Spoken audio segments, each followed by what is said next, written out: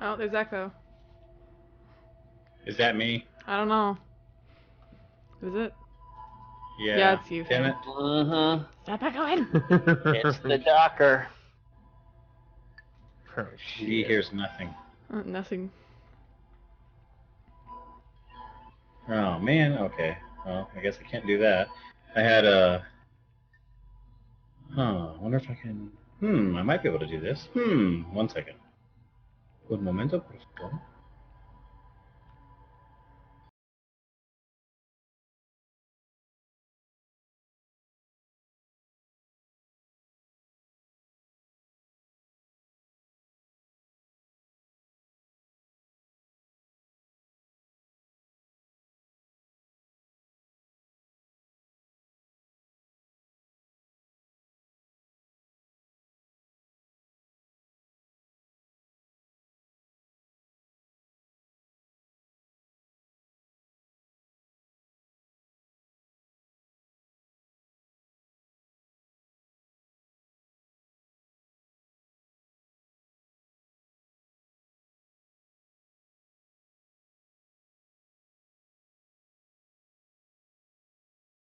Can you guys hear me now? Mm-hmm.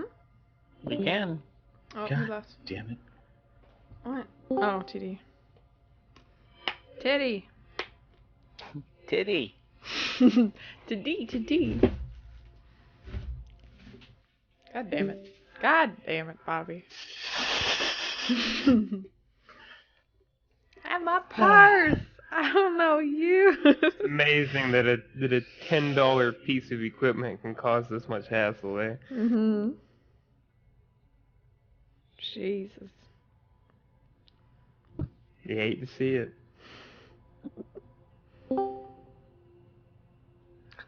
Dude. We know here nothing. Dude.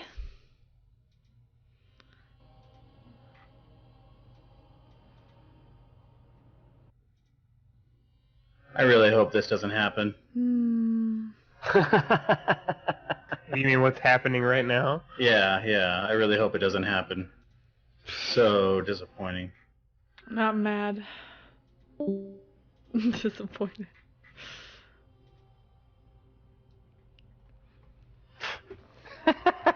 Oh my goodness. Like, what happens from session to session? I don't Things know. suddenly stop working. Like, I don't fuck It with worked- my yeah, it worked setup. last night. Once it's set, I don't mess with things. Yeah, just leave it. Yeah. It's fine.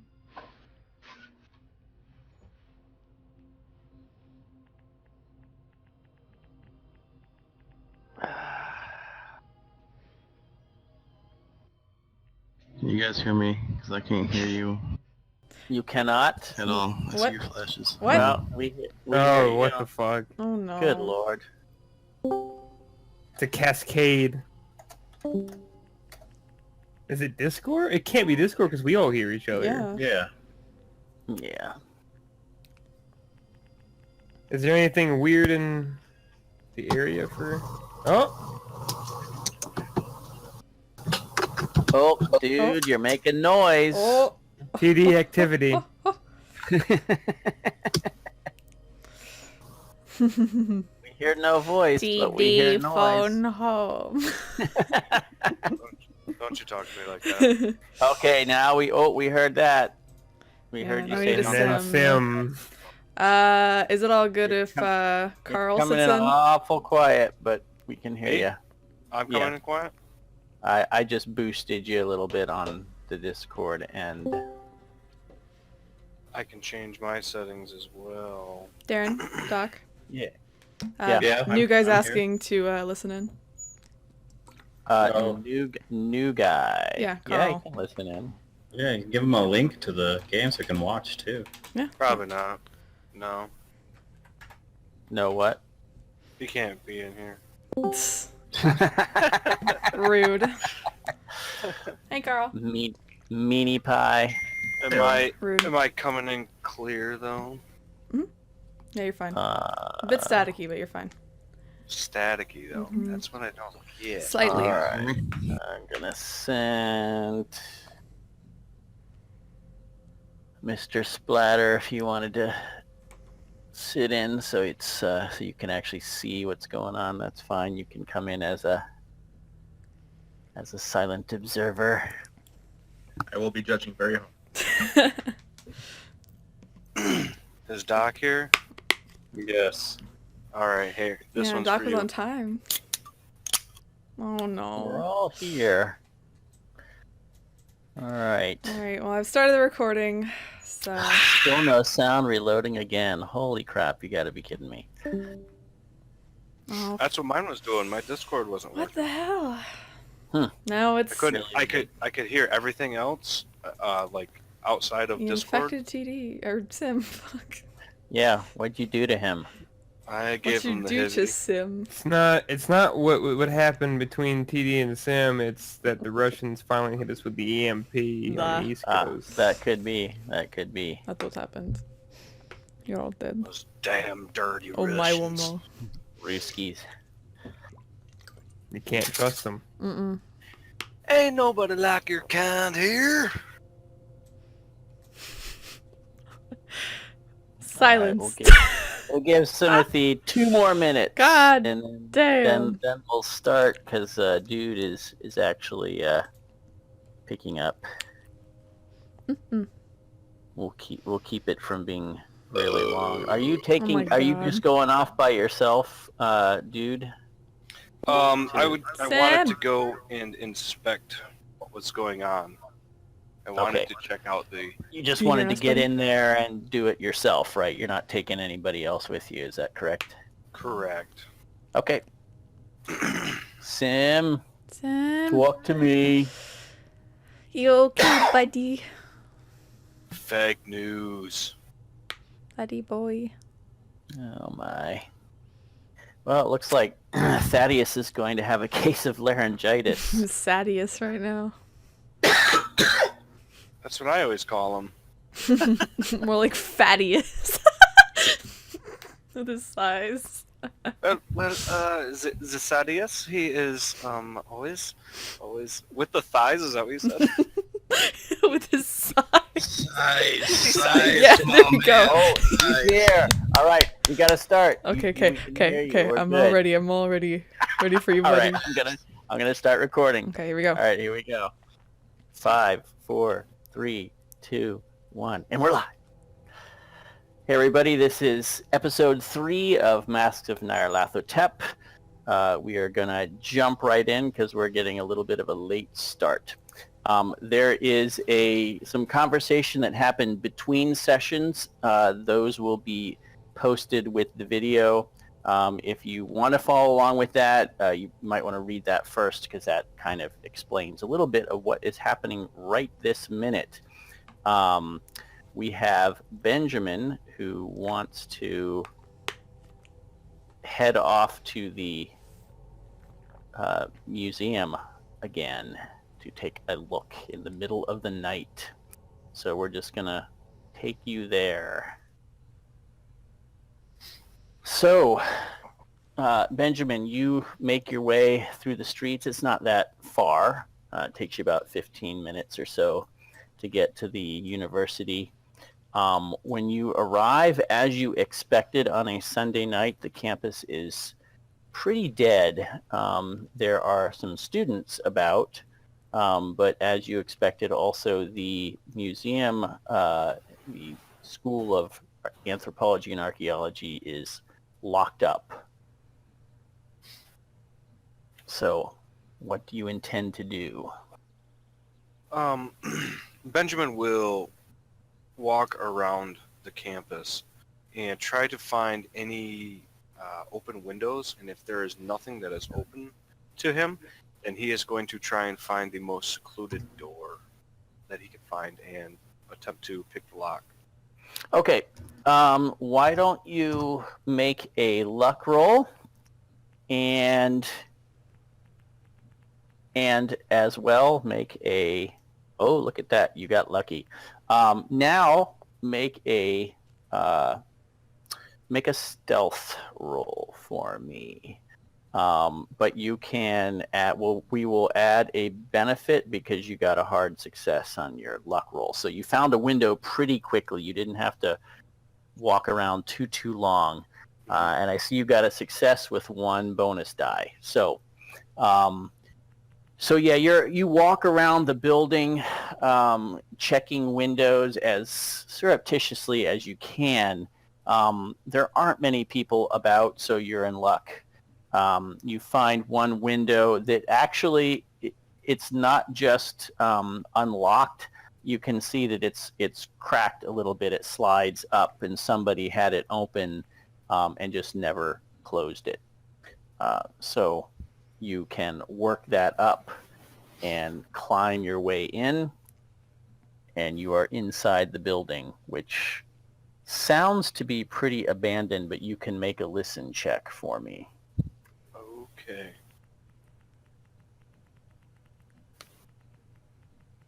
All right. You think that it is abandoned. The building is quiet. And so I know how hard it would be to hear. You can see what your results are and how certain you think you are that you're probably correct. That it's quiet. But I would say from that roll, you're pretty sure that is. Okay. That it's all quiet in here. So what's your intention? Okay, so Benjamin will, I assume he probably made his way into a random room. It's going to Yeah. take a moment to just get his bearings and figure out exactly where he is inside. Yep. And it's And- very dark inside. There is some moonlight coming in, but it's also a bit of a cloudy night, so but your eyes are pretty well adjusted to the dark, so Okay. it's not that bad. Okay, and then he is going to make his way to the stairs and make his way down to where the that corpse was. Okay. You get down to the basement, and you go. You know, you've been over it several times. You know exactly where it is. You make your way down to that little alcove, and the scene is exactly as you left it. So it's pretty unlikely anybody has bothered to look down here or discover it. Okay, so Benjamin will go over, and how heavy is that crate? It's not that heavy. It was probably 30 pounds before it cracked and spilled some of its contents, so it's pretty easy to move it if you want to move it.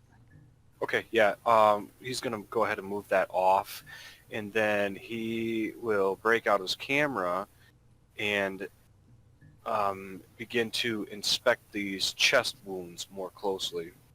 Okay. It's very dark down here. Mm-hmm. So how are you seeing things? Very difficultly. Very difficultly. Let's see, I don't remember what kind of equipment I had, to be honest with you. Just camera stuff, really. Yeah, I would think you could probably poke around upstairs to try to find a lantern or something, but that may not be the easiest thing to do. Okay. Well, there's light that's back at that main display area. Yep. As soon as we came down the stairs the first time, perhaps I could find a candle or something in there that I might be able to light. Okay. Yeah, it takes you a little bit of time. You do find a candle. Somebody obviously was down here in the dark at some point and left a candle. So you can take that.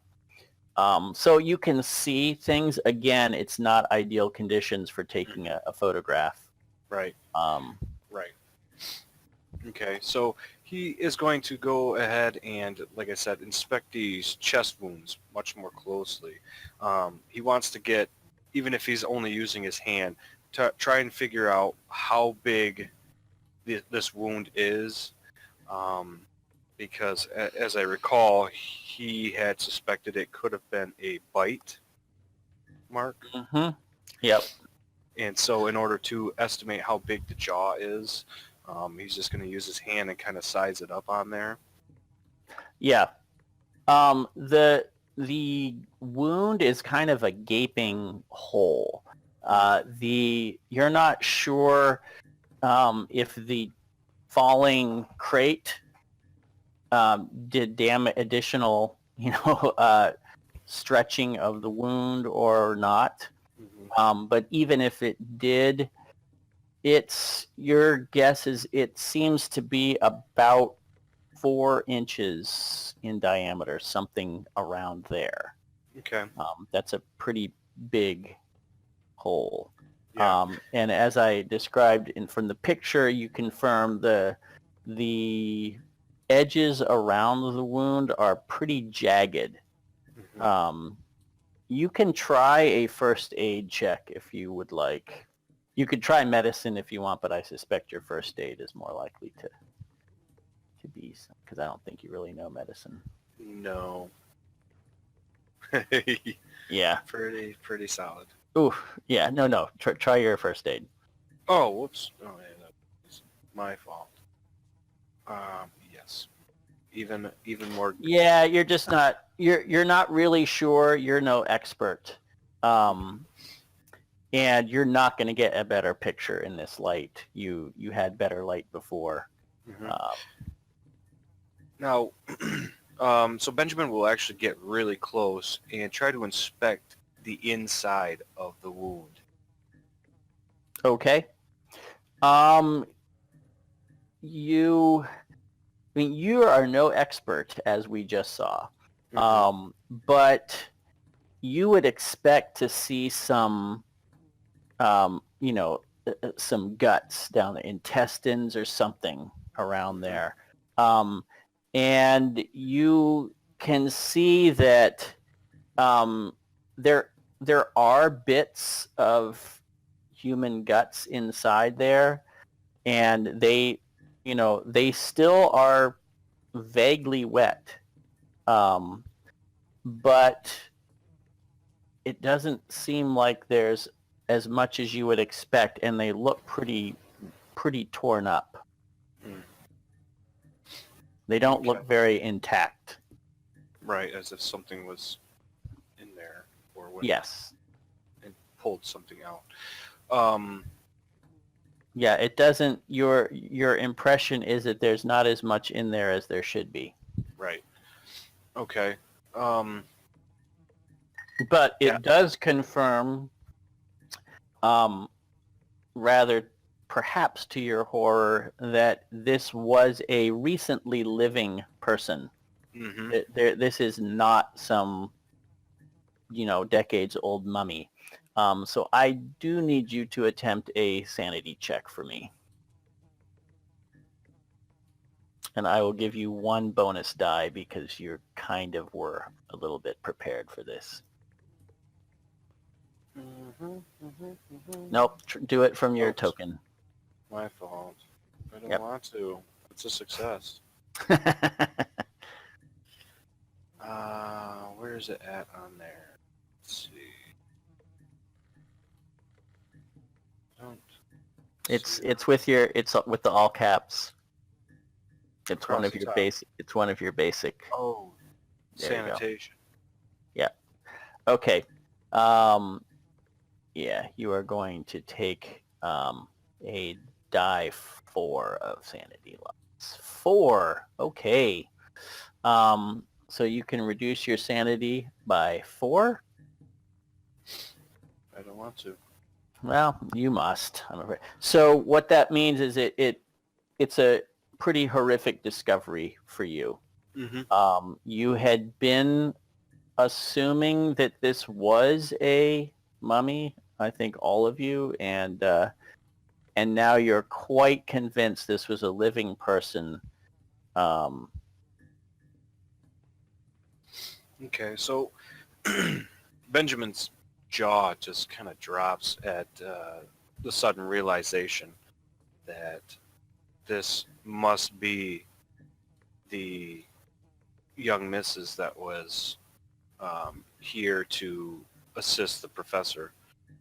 And when he really gets that, he begins to just back away slowly, and he just turns and makes his way back out to the that main entrance area, He Mm-hmm. quickly douses the candle and makes his way out of the university area.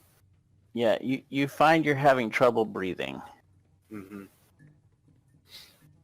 Oh, this cannot be. I don't know what to make of this. This is no. And he just in a sheer amount of terror just hightails it. Okay. You don't get too far because again, you're kind of hyperventilating. You want to go, you want to run. You get about 2 blocks and you're out of breath.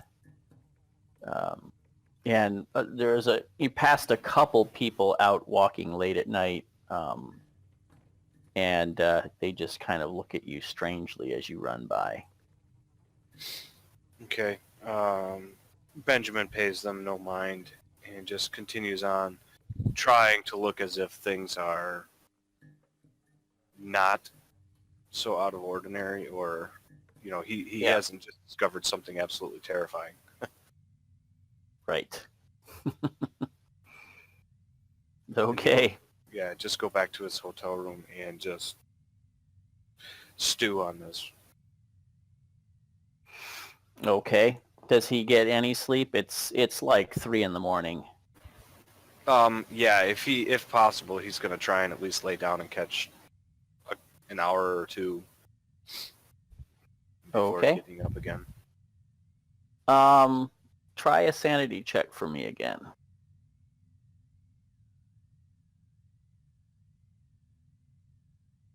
Yeah, you can't get to sleep. You keep thinking about it. You keep seeing it. It's impossible to get it out of your head. So when the sun comes up, you are also awake and a little tired. A little. Yeah. Okay. And you know that you're supposed to meet at, I believe it was 8 a.m. Yeah. So Yep. he begins to just pack his things, get ready for the trek ahead, with this constantly gnawing at the back of his mind Okay. and the discovery of what he's found here. All right. You come out of your hotel room and go downstairs, and the other 3 are already down there having a little breakfast.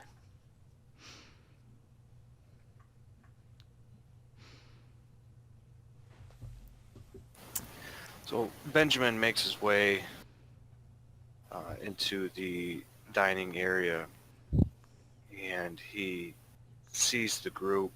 He's got his bags packed, and he is looking disheveled. And he's almost wearing... He's normally a fairly happy-go-lucky guy, but his face is just... It's not pressed in horror, but he's definitely not smiling, and he's a little pale. He definitely looks like he hasn't slept in quite some time. Can Natalia make a psychology, or I don't know, psychoanalysis check to kind of check You him can over? try a psychology. Yeah. All right. Psychoanalysis is used very formally Okay, it's as a session. I gotcha. Psychology is if you want to try to read people.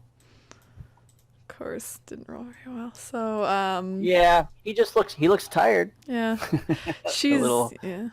Natalia's pretty kind of out of it too. She did her usual kind of morning routine, morning workout. Though after staying up last night, talking to Jackson, drinking fairly heavily after yesterday, she's a bit tired. Kind of got some like lids under her eyes. Her hair is still very immaculate, pulled back and everything. Outfit's still smoothed out.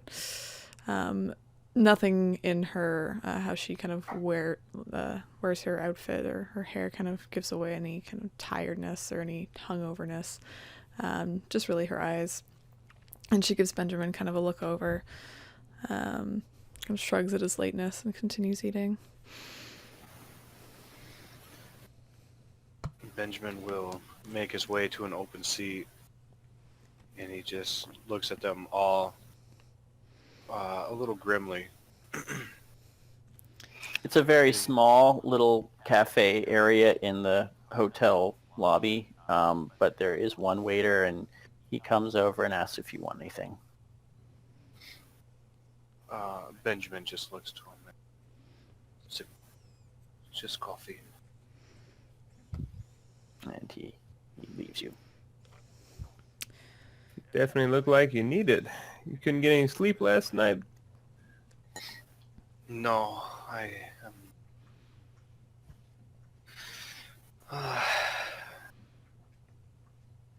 I have a story. I have some things that I need to go over with you, but I don't think that this is the proper setting. You do look like you had trouble sleeping. Made sort of a terrifying. You're breaking up just a little bit. I made a terrifying discovery. Oh? We shall talk more about it. Okay. You should probably eat, though. It is, I think, a long trip.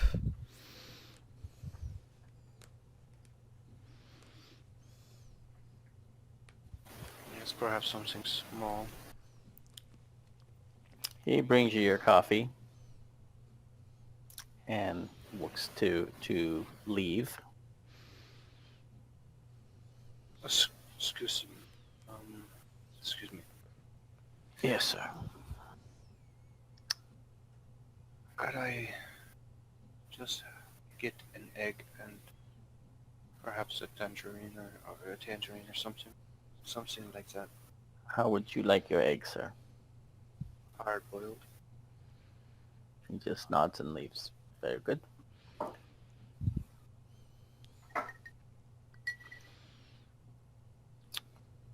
Okay. Any further conversation, or do you pretty much eat and go? You've got about a little less than an hour before 8 o'clock, and you've got to get over to the Hotel España. Yeah. Natalia kind of double checks everything. She goes back up to her room after they eat. Just double checking all of her belongings, making sure they're packed away. And comes back downstairs, makes sure everything's in order, and kind of lines her luggage up very nicely. And makes sure she has her book with her, kind of just doing double, triple checks. Mm-hmm. Yep, everything seems to be in order. So Jackson, you still have the book, correct? Right. And who is carrying the gold thing again? I keep forgetting. I think Natalia is. Natalia is, okay. All right, everything's packed away. You guys head over to the hotel without any real difficulty. There's a tram that goes by it, and there's quite a lot of tram activity at 8 o'clock on a Monday morning. So you have no trouble getting there. And as you pull up, you can, as the tram kind of comes into view of the hotel, you can see that there are two 2.5-ton trucks sitting out front of the hotel, and you see Larkin and Mendoza standing there with a couple of Hispanic-looking gentlemen. And Natalia will approach with a smile and giving a nod to each of them. Good morning. And As you approach, Larkin turns around.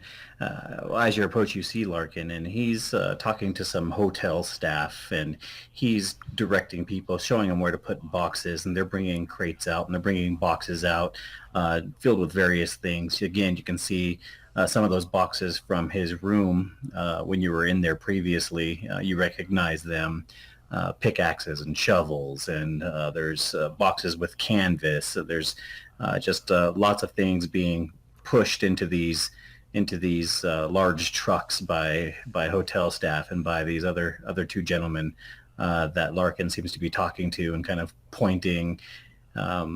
There's kind of they're kicking up some dust around there, and you go walking up saying good morning, and he turns around and flashes you a big smile. He's just very, very, very excited. You can tell just by the look on his face and the movements, his actions, how animated he is. And he turns around and he gives you a big smile, and he says, "Ah, Natalia, I am so happy this morning has come. We are going to go on an adventure together. I am glad you are here." I am looking forward to seeing what it has in store for us, Mr. Larkin. Well, there's so many things in store for us. I mean, we're going to uncover secrets that have been lost to the jungle. We're going to give Peru their culture and their architecture back. We are going to find things that have been lost to civilization and mankind for we don't even know how long. This is definitely a wondrous day, and I'm so happy to be going on this to have you and the others. This is definitely an adventure in the making. Indeed. And I am ready to write down whatever you need me to write down. Ah, yes, very good, very good. I am glad you did not take my instruction too personally. I thought you might have at one point, but I'm glad you understand your purpose in all of this. And then he starts pointing to some of the boxes and crates. He said, "Fortunately, I already have these all documented. There's no need to take care of that. It's once we get there, and it's once we find what we're looking for, you will be the one to keep track of everything that comes out of that pyramid." And Natalia slightly purses her lips a little bit, looks over to the crates, and then looks back to Larkin and nods. "As you request." Thank you, Natalia. Thank you. Larkin looks over past you to Thaddeus and the others. Thaddeus, good morning. I hope you slept well. About as well as I could sleep. Well, yes, I also am excited for this. This is definitely a grand day indeed, and you get to be a part of it. How does that make you feel, sir? Oh, I'm very excited. Very, very excited. Well, I am glad to hear that you are excited. Maybe not as excited as I do admit, but I am glad that you are a part of it. And then as he's talking to you, he looks past your shoulder and sees Jackson, and he goes over to shake Jackson's hand.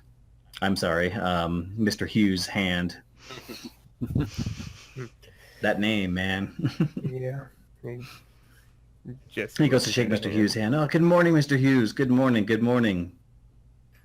Yes, sir. Good morning, Mr. Larkin. Definitely looking forward to going on our expedition at this point.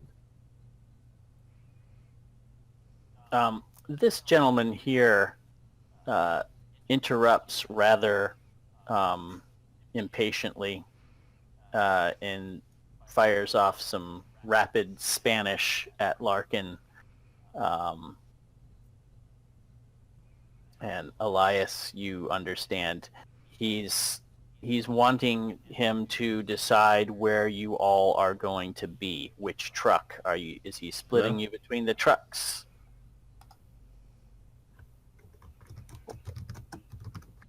And I would kind of look at Mr. Larkin expectantly and say, "Did you have Larkin, any?" it seemed all too fast for Larkin. He doesn't quite know what was just said. And I'd look over his shoulder and look at Mr. Larkin. That gentleman is asking about the seating arrangements for our trip. Do you have any particular ones in mind, Mr. Larkin? Yes, well, as far as the seating arrangements, I figured the four of you might ride in the back with my man Luis here, while I ride up with the leader of this truck convoy. You can call him Jefe. I do, and his partner Manuel. I think that if you all rode with Luis and Manuel, that might be the best way to go about doing this. And kind of look at Mendoza and then look back at Larkin. I don't have any issues with that. I wouldn't mind riding there. Mendoza actually looks at Larkin and he just points to the second truck.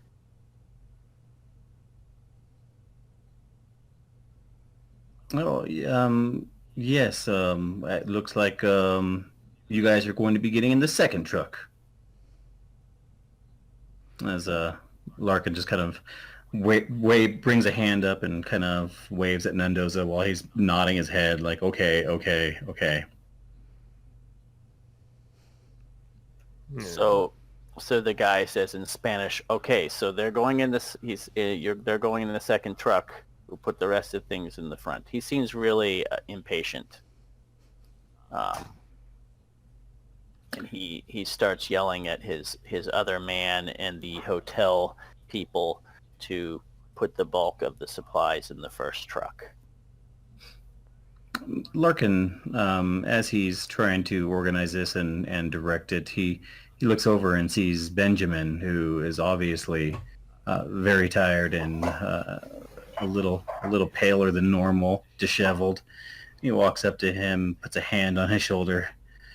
Mr. Benjamin, you look like you've seen a ghost.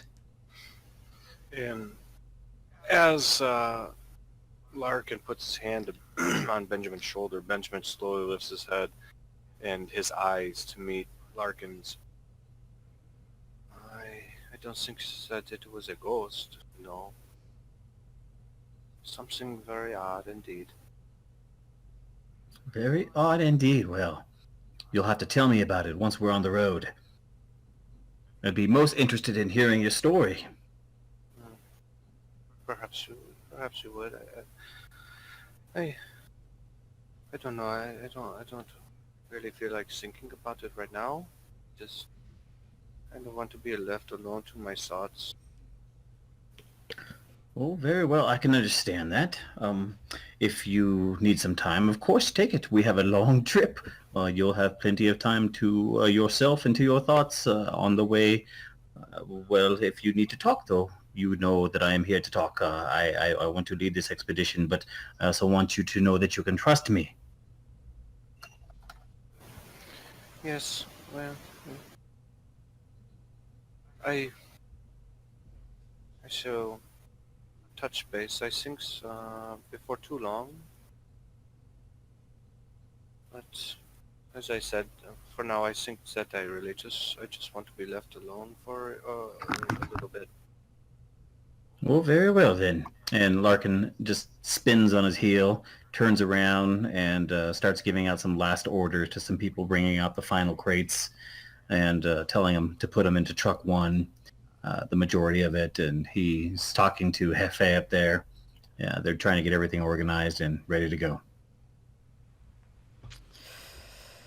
And Natalia takes her luggage, looking at the second truck and looking back to Augustus. Do we go through the back to get in?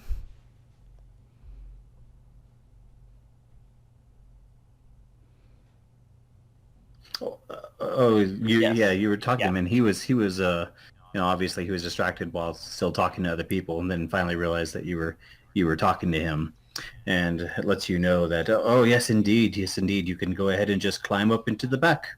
And she'll nod, taking her luggage and walking to the back, loading it up before climbing inside.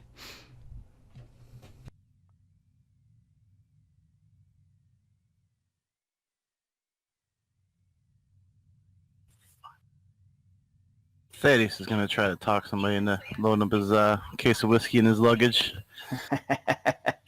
Yeah, there are people here just doing whatever they are told to do. Did sound? I was gonna say. Oh.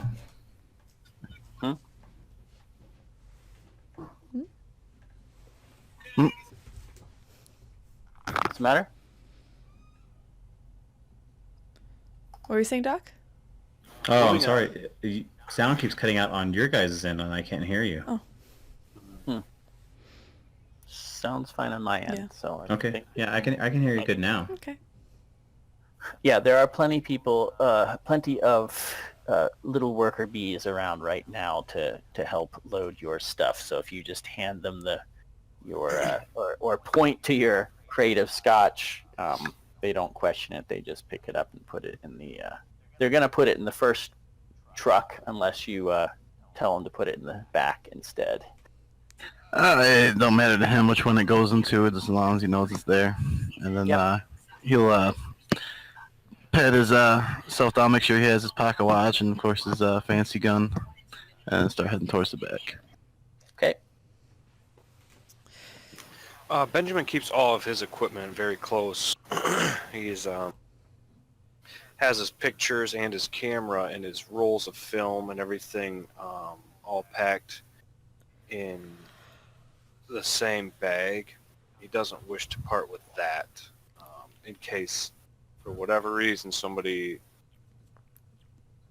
happens to accidentally find their way going through his things or whatever. Okay. Yeah, there's definitely plenty of room in the second truck for all of your personal things. The first truck seems to be being loaded up with all of the expedition-related supplies. Okay.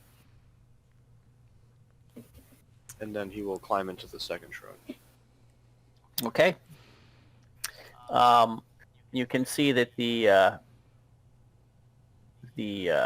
other driver is he's looking at the engine of the second truck,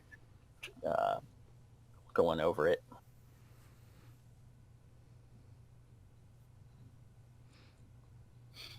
So everybody gets in and they get the trucks started, and so Larkin and the first guy up there are in the cab of the first truck, and then Mendoza and the other guy are in the cab of the second truck, and then you guys are in just wherever you can find room in the back of the second truck. Is there no seats? Rear with the gear. There are sort of seats. There's like a runner along each side where that you could sit on, sort of like a bench. There is a canvas that can be pulled over the top, but it's not currently erected. So it's open top right now. Okay. So Natalia will kind of find, she'll sit down on kind of like the bench, makeshift seat, and... Yeah, it's going to be an uncomfortable, bumpy ride. Oh, good. Yeah, she'll cross her legs and kind of adjust herself, and looking down at the seat, kind of with a bit of a sour expression. And you start moving out through the streets of Lima, heading southeast. And you drive along the coast. It is, at first, interesting and charming, seeing the countryside and the water, but you get about 3 hours in on this ride, and you know you've got about 3 days of this, and it's not exactly it's not going to be a great trip. I would say, Thaddeus especially, you are not enjoying the hard wood seat that you are sitting on that doesn't really have a proper back or anything for you to relax on.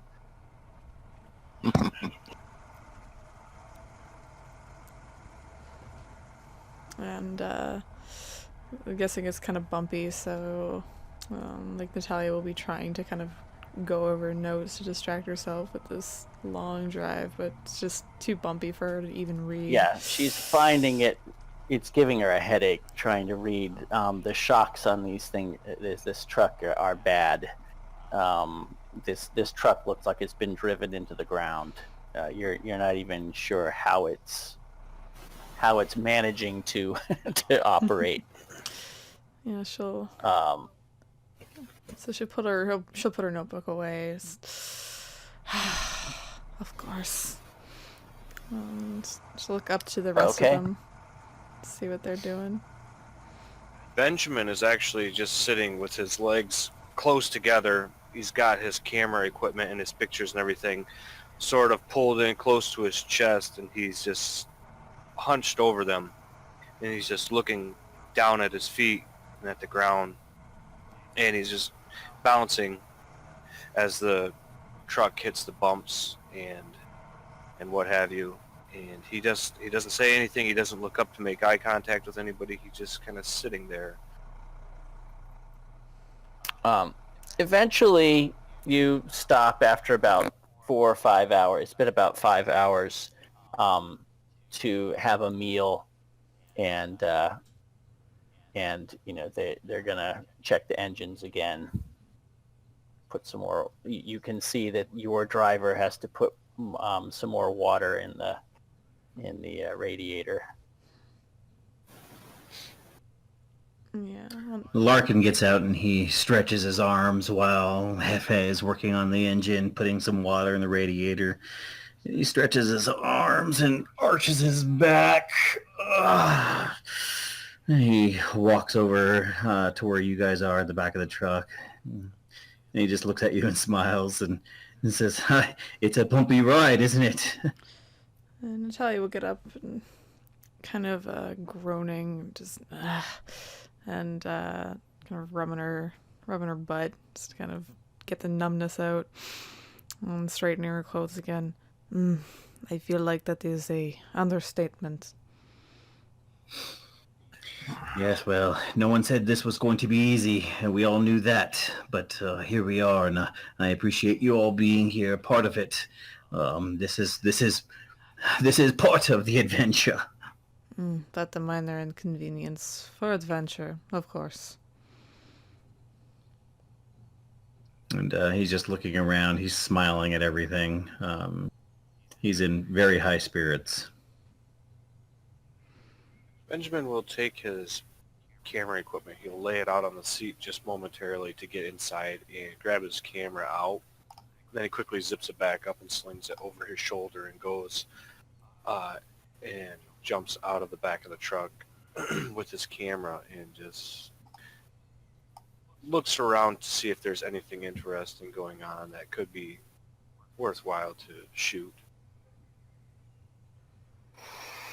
I would think he can probably always find something that catches his eye. Sees the party then in the back of the truck, and I'm not sure that all of them have left yet, but just to kind of get a sense of the general setting and everything, he kind of stands back and he gets a picture of the back of the truck with people in it, and people are moving around, and they're putting water into the radiator and checking probably the gauge levels on the truck and what have you. It's just, You can see Mendoza is kind of glaring at you as you're taking pictures. It's pretty clear from his body language he's not very excited about you taking pictures all the time. okay, and upon noticing that, I'm going to make a psychology roll. And what are you trying to discern? Nothing at all.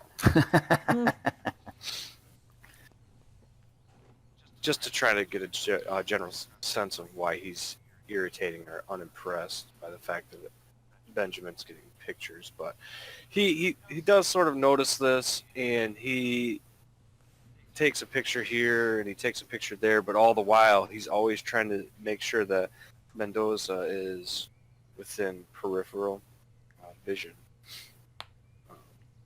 But I'm sure that he doesn't do all that much.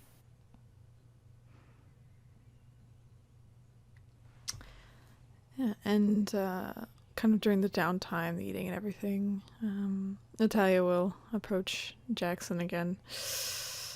I don't think we should stay up late drinking again. Probably not the best idea. Especially with this. Oh, you didn't enjoy it? Oh no, I enjoyed it. It was the heavy drinking parts that was not the good idea. And Jackson kind of smiles. So I know what you meant. Don't worry about it. Yeah, I have to agree. That was probably not the best decision we could have made before we went out on our expedition, but I think it was worth it. And you can see Jesse's kind of knocking some dust off his hat and finds a tree stump or some sort of chair or something to sit on while he's waiting for this all to get sorted out and get ready for the meal. Yeah, Natalia's just kind of walking around, stretching her legs, trying to get the blood flowing again. Oh, they're waiting. And as you guys are talking, Larkin, he goes back to the first truck and he's fumbling around back there. He grabs this crate that has a little bit of a lining inside of it, pulls it out, just kind of bending with his back, not with his knees, and he struggles to get it up, and he pulls it out and comes back over, kind of waddling with the crate, holding it down with his arms completely stretched out, and brings it over to your truck and sets it down and starts pulling out bread and dried fruits and some other different things that's in the crate, and lets you know that go ahead and get your energy up because we're going to need it for the rest of this trip. There's plenty more back here, so if you're hungry, now's the time. We'll be off soon again. And he's just kind of nibbling on some bread and fruit and different things as he's talking to you. Big smile on his face. Yeah, Natalia's expression is very stoic as she kind of approaches the truck again, taking some food out and walking back to the tree where Jackson was. And hands him off some stuff. Oh, thank you. You're welcome. Benjamin will make his way over and just grab sort of a meager ration worth of food and something to drink, and just begins to, or rather he continues to walk around the trucks and just watching the people and the other, I guess the workers, and watching the party and just trying to see how they interact with one another, but all the while he's trying to maintain some type of visual, if possible, on Mr. Mendoza. Yeah, and Mendoza, he's basically sitting up at the front of the truck, and he's nibbling on some bread or something. I mean, he's just kind of playing with it more or less. Not really eating it, just kind of absent-mindedly putting it to his mouth. But he's just sitting up there, minding his own business, waiting for the trucks to start again, and waiting for everyone to get on their way. And Natalia will actually kind of approach Benjamin as he's pacing around. And he'll see if she can pull him aside a little bit, kind of away from everyone else. Benjamin, you doing okay?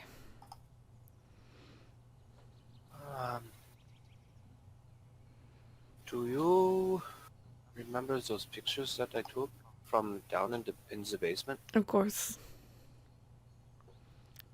Last night I decided that I would go back And Hey guys. We're said I good. would go back and inspect the body a little more carefully. Oh, It was slightly mortifying. Um, Found out that the wound on the chest was actually, or at least it appeared actually to be a bite wound, and upon further inspection,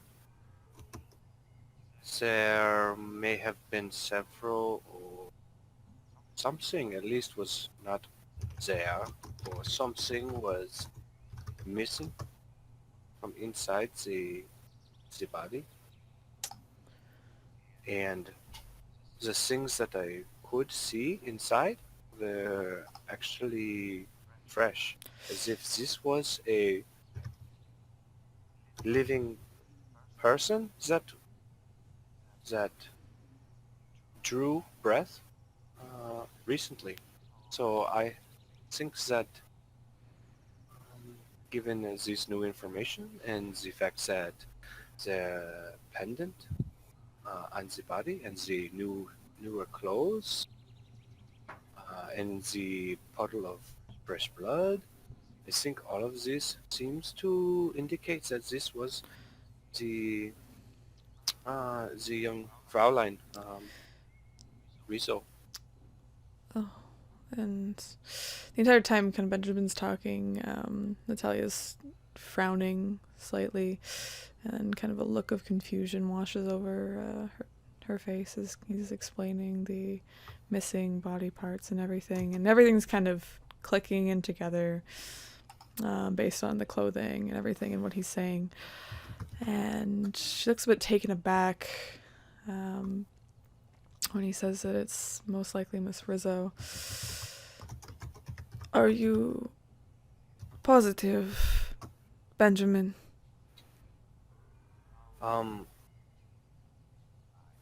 I will show you these pictures when someplace maybe a little more private. Um, but really, I think that I don't know. I mean, because I cannot possibly or positively identify this corpse.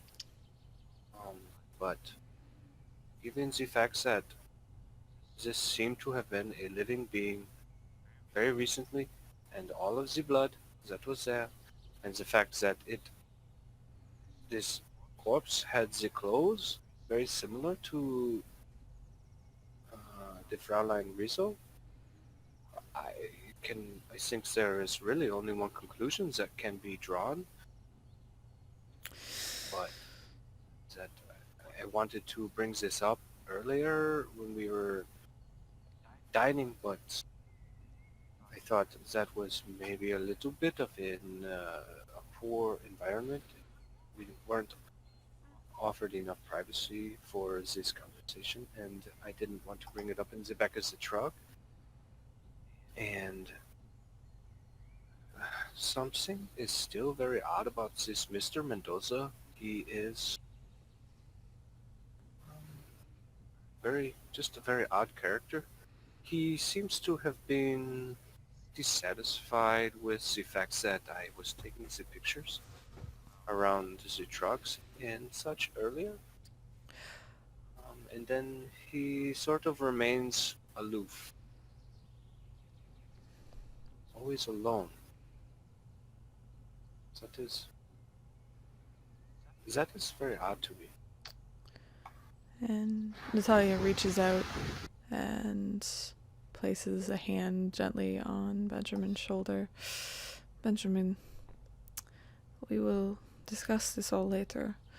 Once we maybe make camp for the night, the four of us can discuss what's happened, but it's okay. Just take a deep breath. Slow down. We are here for you. But we do need to... Even then, is just so long as we are on this trip, I don't feel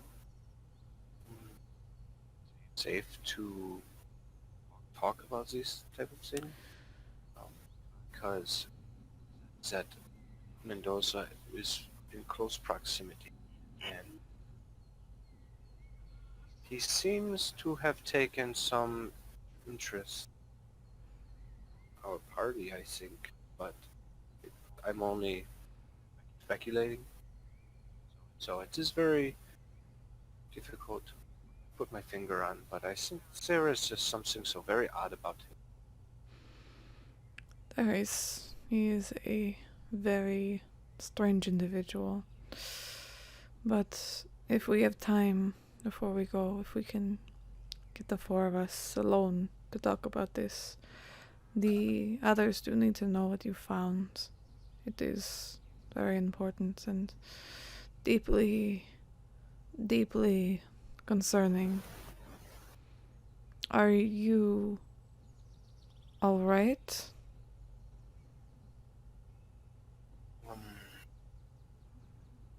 I mean, this all came as a great shock to me.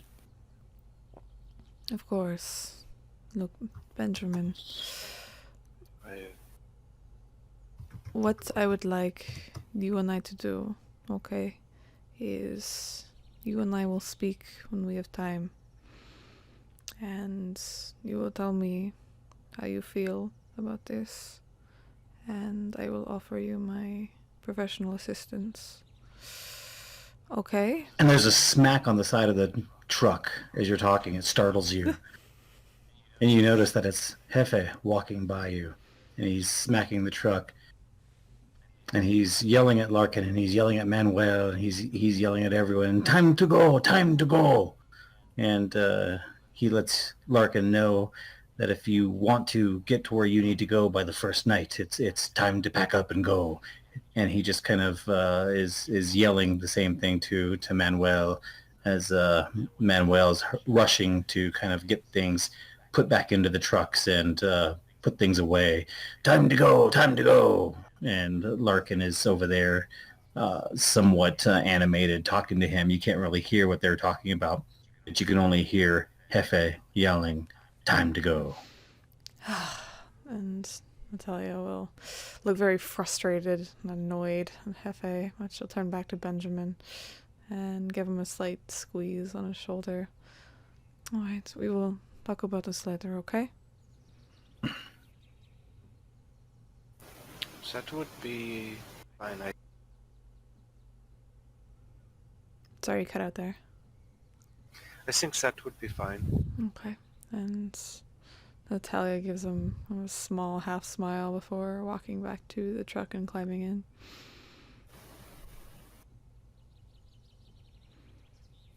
Benjamin just stands there for a brief moment, as if drawing all this in, and then he climbs back into the truck, runs after the truck.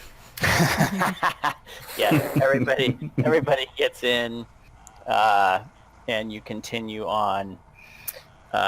You drive for a couple more hours, and your truck starts to sputter and die, the engine. And Manuel has to, he's trying to, he just kind of coasts to a stop, and you can see that Larkin and Hefe's truck are kind of pulling away without noticing, and Manuel starts yelling, "Hey, hey!" and honking the horn, and they stop. And Larkin immediately, you can see as soon as they stop, he jumps out and starts walking back. And Manuel hops down and opens the hood and starts looking it over. Larkin is asking, what's going on? What's the holdup? Why can't we be going right now? Manuel just says engine trouble in Spanish. And Larkin looks to Mendoza because he doesn't really always understand all the Spanish. He looks to Jefe, is trying to figure out, can someone explain to me what's going on? Yeah, Hefe comes over too, and he looks at the engine with Manuel, and he kind of bats Manuel in the head, and Manuel and he said, I told you to replace that, and Manuel said, you didn't give me enough time. And from where you guys are sitting, you can see Larkin throw his arms up into the air. He turns around. He's kind of mumbling something to himself. He pulls out his, a handkerchief and coughs into it and wipes his brow off and the back of his neck. He's turning around, just kind of mumbling and muttering to himself. He looks visibly just frustrated. Hefe and Manuel just start working. Manuel goes to the back of the truck and he just kind of looks up at you guys with sort of an apologetic grin or something. You're not sure if it's a smile, and he grabs a box of tools and goes back, and he and Hefe start working on the engine. And Natalia will get up off her seat again, stretching and annoyedly just kind of jumping out of the truck and looking around at the area they are trapped at right now.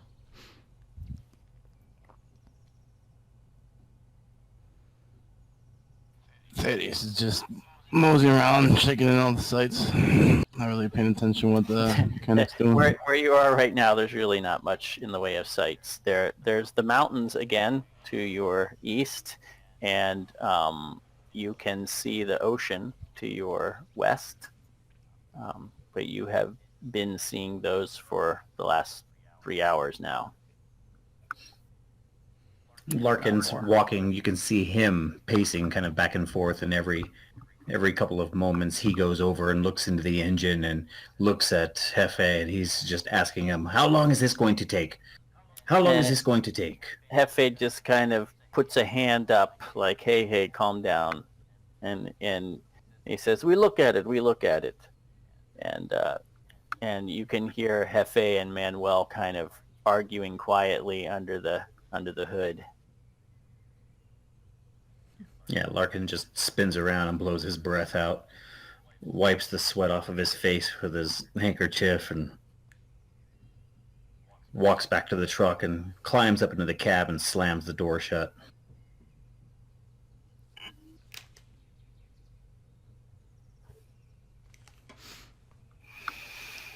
So about half an hour later, Manuel goes back in and starts to try to start the engine, and it's just not happening.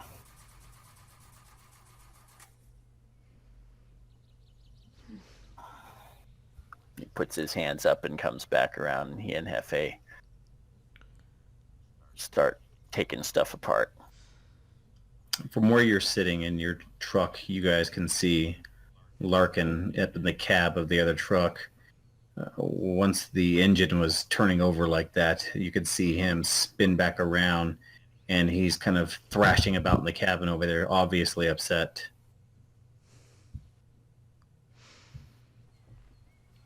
And Natalia will actually signal over to Benjamin, Elias, and Thaddeus to kind of come to her. She's gotten off the truck and she's a little bit farther away, trying to keep Mendoza in like sight lines, but keeping out of earshot of him.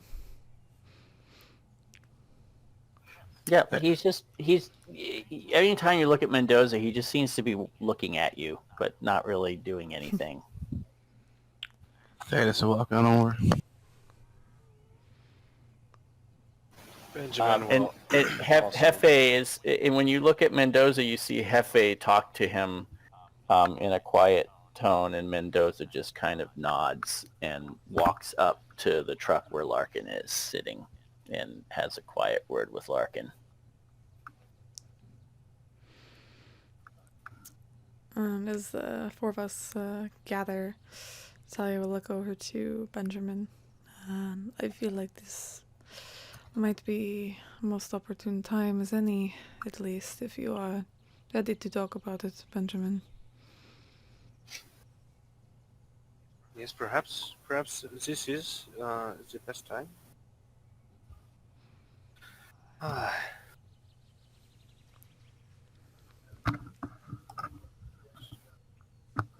Talk about what? well, um, so last night I went back to the university to, oh man, let's see. So I was looking over some of the pictures that I took, and I made sort of a startling discovery. Um,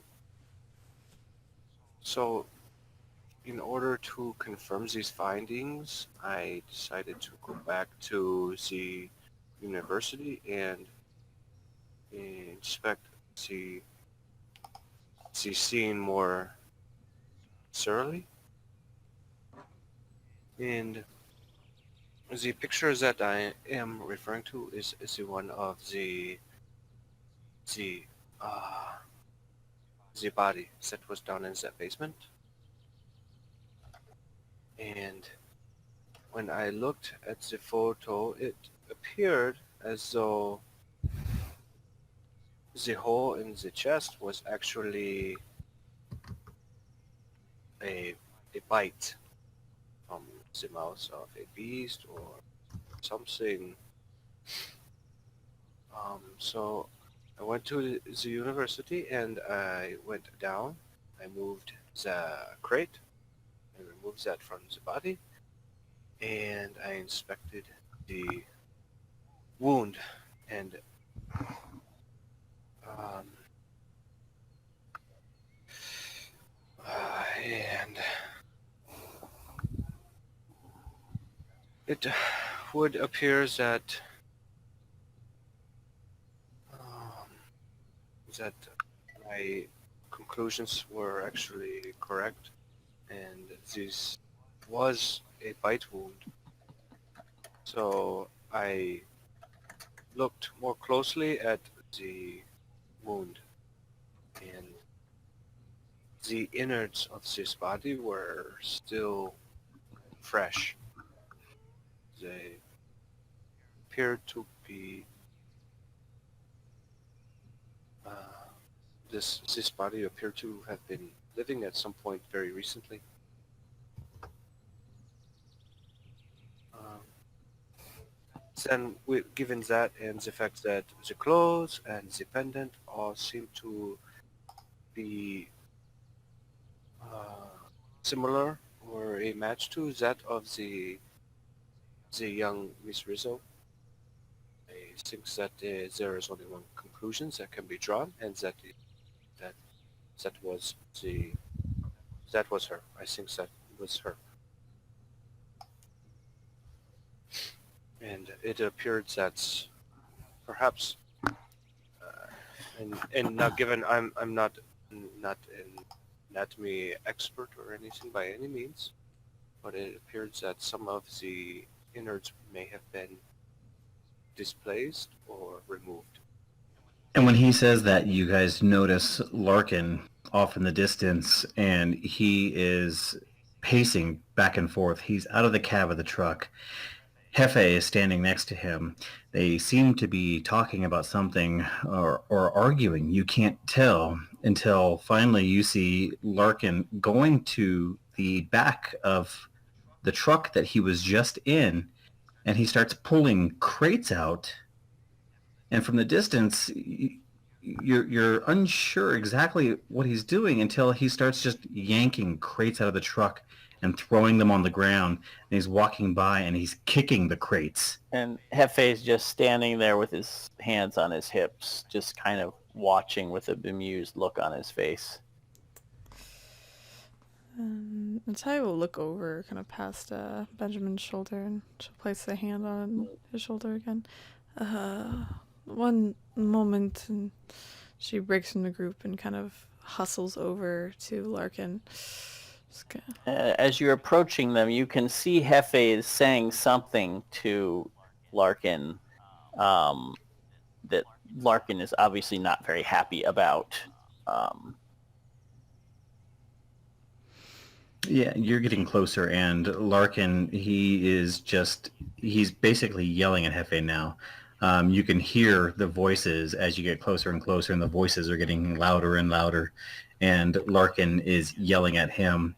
And you can hear Hefe saying in Spanish, in bad English, no English, no English. And Larkin is yelling in English, "Get the truck to run! Get it to run now! I have paid you money and I want the truck running now!" And he's just yelling and kind of kicking some of the crates that he's pulled out of the back of the truck. And he sees Natalia approaching and pulls another crate out and just throws it on the ground and says, "Well, I guess this is where we're camping for the night," as he throws another crate on the ground. "I might as well pull all of our belongings out right here and throw them into the dirt because we're camping right here." And he looks at Hefe and he's just furious. Hefe just kind of walks around him towards Natalia, kind of guardedly. And he says to Natalia as he walks by her, he says, "Signore loco." And I feel like she can at least maybe gauge what he's saying from that. And kind of goes back to Manuel. And the two of them just kind of watch Larkin. And Larkin's just, he's furious. He's pacing back and forth. He's kicking crates as he walks by. He starts having a coughing fit and he's coughing into his handkerchief and he's coughing. He's so worked up and he was yelling so much that he's worked himself into a coughing fit and he's almost doubled over coughing into his handkerchief. Until he finally catches his breath and straightens his back. You see, you can hear Hefe and Manuel make some quiet crack, and the two of them start laughing. And Mendoza immediately walks over to the two of them very quickly, and kind of grabs Hefe's shirt collar and just kind of stares him down. And Hefe just kind of puts his hands up like, hold on, and Hefe then just kind of gives him a push and then walks away and walks over towards Larkin. And the two men look kind of shaken by that whole thing. And Natalia will kind of walk over to Larkin after seeing this scene. Kind of approaching very carefully, seeing if he's going to fly off the handle again. "Mr. Larkin, I understand we do have to stop for the evening, but we will get there. Don't worry." Larkin just kind of turns away from you. He barely acknowledges you talking to him. He just blows his breath out, wipes his face off with his handkerchief, and just keeps pacing back and forth. He's not wanting to be consoled by you right now. She'll give the area kind of a look around. She'll actually look at the boxes that he's been kicking and throwing out of the truck. Just to see if they have any labels. Yeah, the boxes just have they have supplies in them. They're just just out of anger.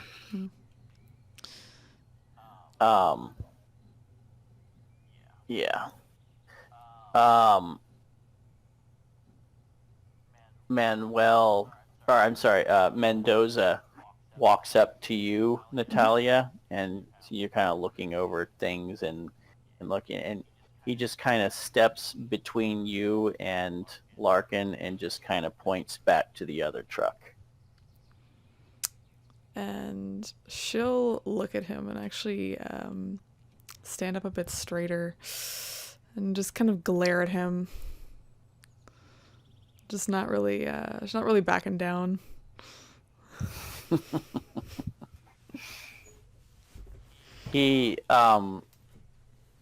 He looks at you more intently. He's never really quite, you've never really felt that he's quite looked at you all that closely before. Just sort of glaring at people in general and maybe even staring through them. But right now you kind of, you can feel his eyes just kind of boring into you. And it is a bit unnerving. How about a power roll, a power check for me, please? Okay. POW. Yeah, you find yourself involuntarily breaking eye contact and looking away. It's very uncomfortable to stare up at him. You're a tall woman, but he is even taller than you. And he's just kind of bearing down at you. And you can hear Elias walking up behind you, and he kind of puts his hand on your shoulder. And yes, she kind of averts her gaze, being a bit taken aback and even kind of taking a little bit of a step back. She'll look at Elias and kind of nod and just start walking back to the rest of them.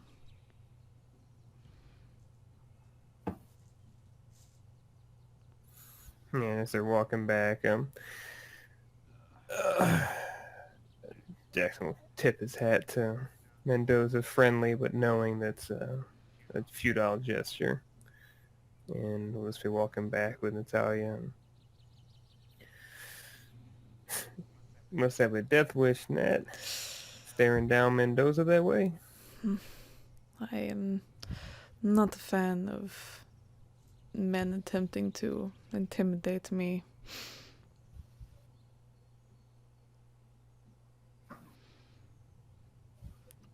True, but I don't know. Sometimes you got to pick your battles. And he's a bit of a weirdo. Well, next time. You can see Mendoza picking the crates up that Larkin threw on the ground and carefully putting them back in the truck. Yeah, she's not turning her gaze back to them. She's just kind of focused ahead on the on Thaddeus and Benjamin. Her steps kind of more angry and annoyed. She approaches them, brows furrowed. I do not like him.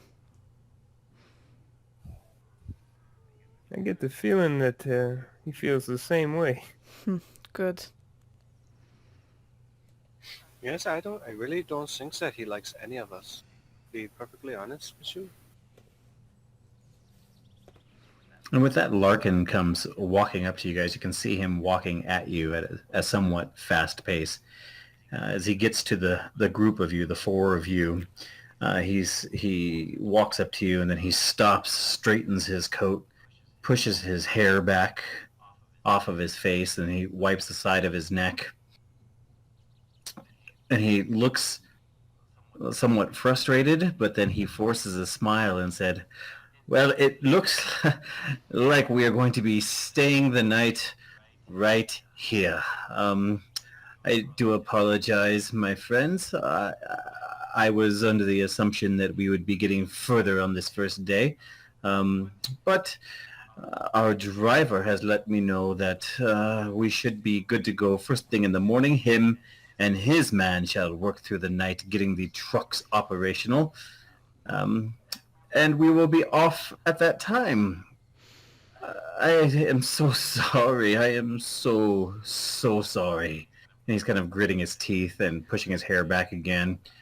He lets out a little cough and straighten his coat up, and please forgive me. The rest of this expedition shall go as planned. I promise you that it shall go as planned.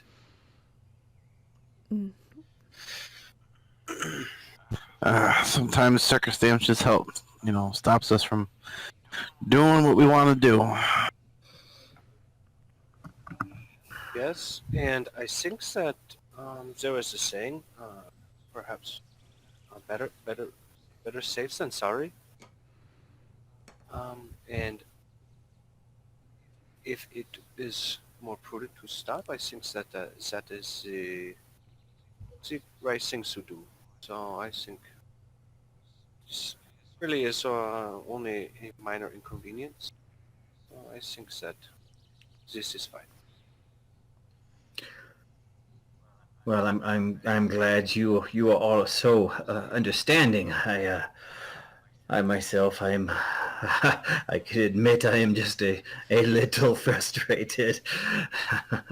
But I think we don't have much of a choice now, do we? And so this is where we shall make our camp for tonight. Again, please forgive my all of this. Forgive. Oh, um, is anyone hungry? And he just You kind can of see Mendoza wipes is his sweat already off. unloading camping equipment, and he's picked out a spot for a campsite nearby. And Natalia turns to Larkin and nods. Yes, I think maybe some comfort food for this minor inconvenience would be good for all of us. I shall have Hefe pull out some of the camp stoves that we have brought along with us, and we shall cook something up and have something nice and warm this evening. It will raise our spirits. I am hoping. And he kind of gives you all a nod, wipes the side of his face off with his handkerchief, and turns around and walks back towards Hefe. Benjamin will turn to Thaddeus and just say to him a little quietly, I think maybe tonight is a good night for strong drink. Mr. Thaddeus, what do you think?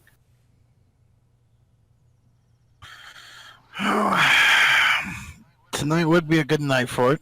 I do agree. I have to go see if I could find my crate in that mess of crates and bring out a bottle. I think that it actually helps to remove the chill from the bones. Well, I'm not picking up much chill here, but yes, I think it would be a morale booster. Well, I was referring to the Mr. Mendoza over there. He seems to put the chill down my spine. He is a little unsettling, isn't he? Aha! Yes, very good, very good. That is very unsettling. And with that, Thaddeus will go over towards the crates and start looking around. Yep. Mendoza kind of says a couple things to Hefe and Manuel, and they stop working on the trucks and help set up the camp. And it looks like the arrangement is that Larkin and Mendoza have their own little area. The two drivers have their own. They just have they're going to sleep out in the open. Larkin is not giving them a tent, and they have just some blankets they're going to sleep on, and then there are a couple of tents for the four of you. So there's just two? There are a total of 3 tents. Oh, okay, good. With room for 2 people in each. So Natalia will definitely stake her claim on one of them, putting her bags outside of it. Mm-hmm. And then the two guys go back to work on the truck. Benjamin really isn't. I guess he's not too particular on which tent he stays in, just so long as he has room to keep his things with him.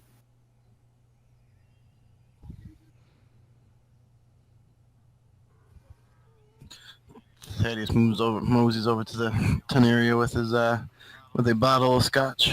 In this case, Okay. What will the pairings be then? Natalia has picked her tent. Actually, this might actually be a good time for Benjamin and Natalia to converse. Perhaps. Yeah, you've got time, so the two of you can, you can talk to her for a little while. You don't need to say all the stuff. We know the story. Mm-hmm. Right. And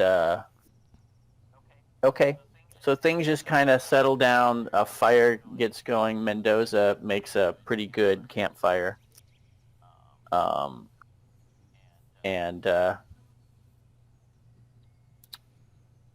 who will do the cooking? It appears that the two drivers are going to have their own smaller fire near them.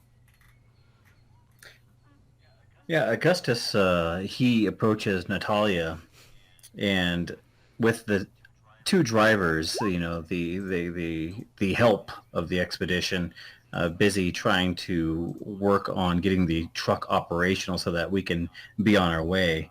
Larkin, of course, looks to Natalia to possibly cook something for all the men because obviously she is the optimal choice for doing something like that. So he makes it known that he would like her to go ahead and see if she can prepare something with these fine provisions that have been brought along. But unfortunately, the drivers are unable to prepare them right now. So let's see what you can do, Natalia. And Natalia actually make a point to kind of walk over, look at all the ingredients, and she looks back over to Larkin.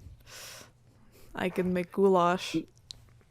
Not very imaginative ingredients, very basic.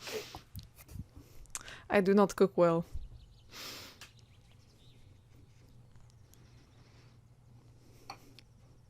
I can make very basic Russian dish. oh yeah, anything sounds good. Well, I am sure that anything that you can throw together, no matter how simple or basic it might be with your skills, I am sure that it will be delicious, especially to these men after a long day. And Natalia keeps from rolling her eyes as she looks over at the ingredients, kind of looks over at the cooking station, sighs. You mean the fire? Yeah, the fire. There's a pot. Yeah. I don't know anything. She's not the most well versed in Yep. cooking. All right, so she can try to put something together. She will attempt. Yeah. Jesse will actually see that. I'm doing Jesse because we're in company and believes it's Jesse, but he'll actually look at, maybe notice Natalia's apprehension on it. I can definitely throw something together if you prefer not to. I can make something work with these ingredients, Natalia, if you prefer. And Natalia will kind of look over at Jesse and have a bit of a smile. If you need, I can assist, but I cannot really create anything out of this. No, that's fine. You can hand me a few things, and I'll try to show you what I can do on this end. She'll nod. There's a couple sacks of rice and some beans, and some dried plantains. oil. There's not a lot, but you can make something, edible. I'm gonna mix up some rice and beans. Seems pretty straightforward. Mm-hmm. Jackson will kind of look around. We don't happen to have any spices around here, do we? No, Oh, guess there are not. there are absolutely no spices.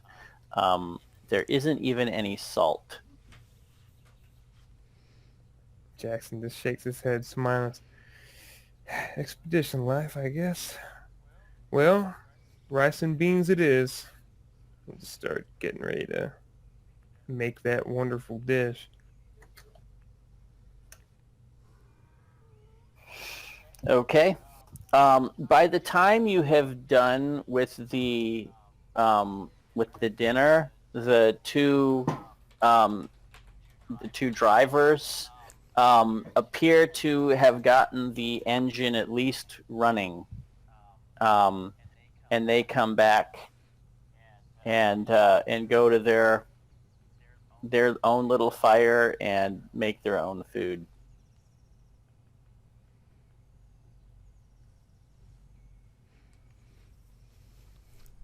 Kind of keep to themselves. And so food is passed around to everybody. The only person that kind of refuses a makeshift plate, sort of a little tin plate, is Mendoza. He doesn't want any.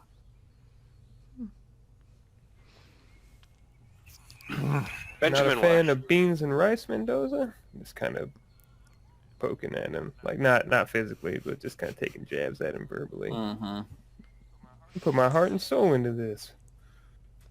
Just wryly smiling at him as I walk by. Yeah, your comment stare. seems to have no effect. Yeah. Just cold ignores stare. you.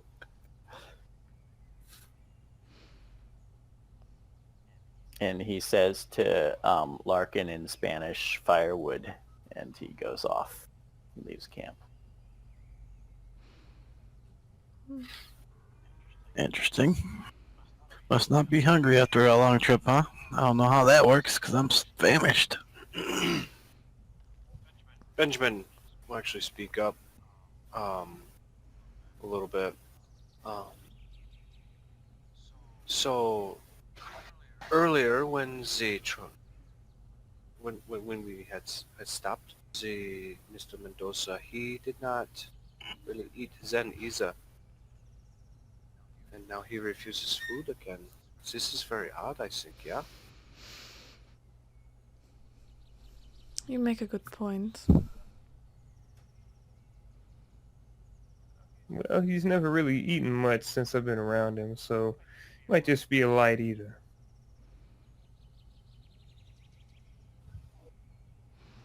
I think that this is something that worth noting.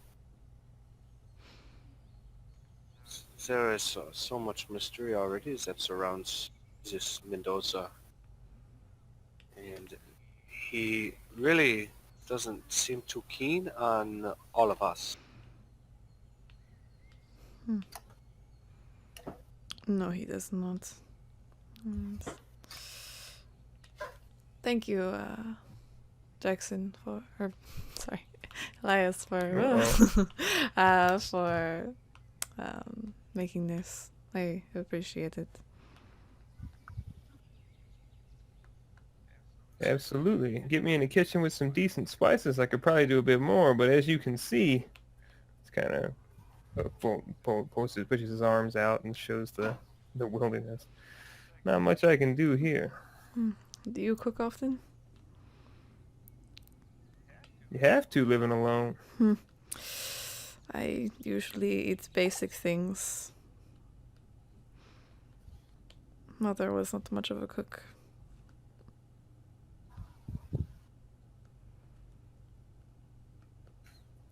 Oh, it's always been something else I've been interested in.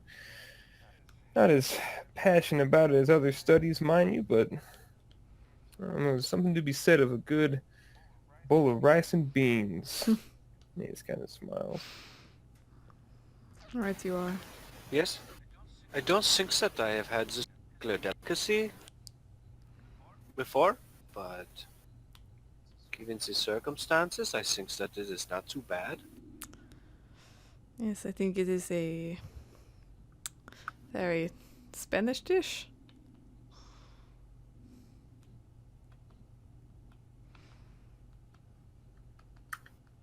Well, It is.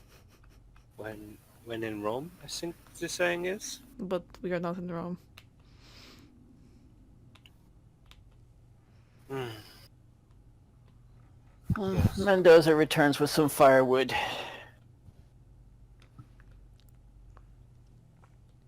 And it is now dark. I think that the air Mendoza is worth keeping an eye on still. Just has an air about him, I think that is very unusual. And he's keeping an eye on all of us, so might as well do the same for him. No? I have noticed is that I have also noticed is that he has been not necessarily keeping tabs on us, but he is definitely watching us very closely, more closely I think than I would prefer he do.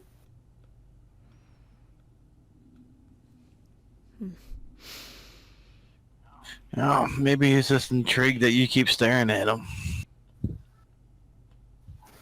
There's a lot of mutual staring going on. I take lots of pictures, and so he is always around, it seems, and he's always frowning or scowling in my direction. That is all of us, Benjamin. Right. I understand this. I just think that it's just very unusual that he is always there.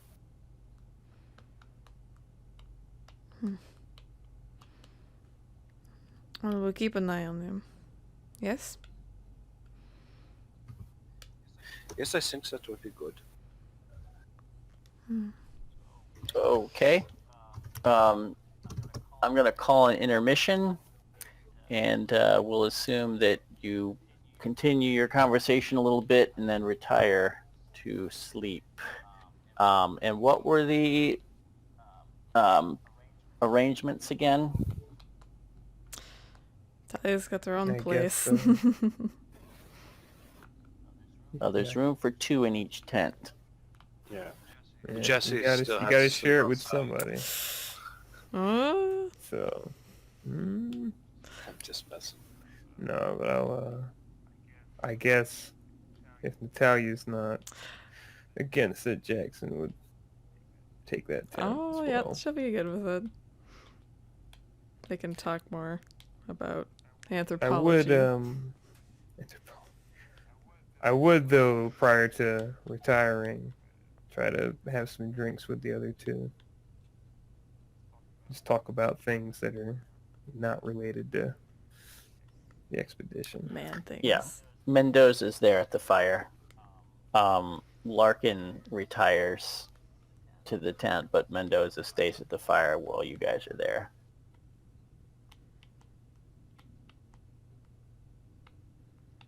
Yeah, just kind of talk about home, ask questions like that. We could RP that in the Yep. the written portion for this thing. All right. And then it's off to bed. And we'll be back shortly. One thing I have found that sometimes when you pause and restart, that's when problems boy. happen. So best never to pause. I think Tet was telling me that too. He's had issues with it. Oh, good to know. Because it just... We can just edit. We can edit things out if we have to. So, it's on pause now, so... Yeah, in the middle of the night, Natalia, you get up to pee, and you can see Mendoza still just sitting there at the fire. It's probably like 3 a.m. Okay. And he just kind of stares at you as you go off into the woods. exit the tent. Yeah. So after she does her business, comes back out, seeing the fire still going. Is he still there? He's not there anymore. She'll actually take the time. I'm assuming there's like water or something around to douse the fire, or are they just gonna let it go? It's he's obviously been feeding it. So it's still going pretty well right now. She's gonna maybe for 10 minutes or so, just kind of sit down at the fire, like not feeding it, but just kind of poking it occasionally, and just seeing if he comes back at all. He does not come back in that 10-minute period. And she frowns and gets back up and brushes off her night dress and then goes back into her tent. Okay. And morning comes.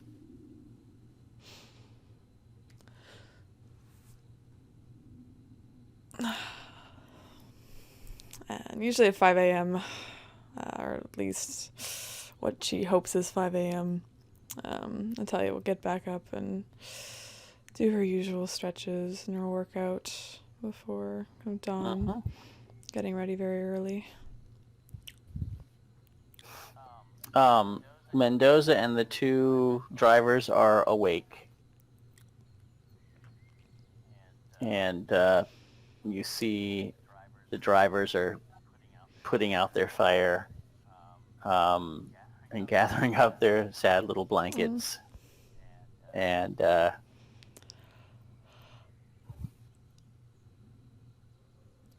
Natalia will kind of look over to Mendoza and stare at him pointedly before going back to getting ready.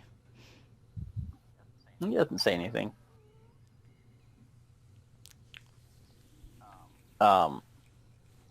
Larkin emerges from the tent, and as soon as he does, Mendoza starts breaking down the tent.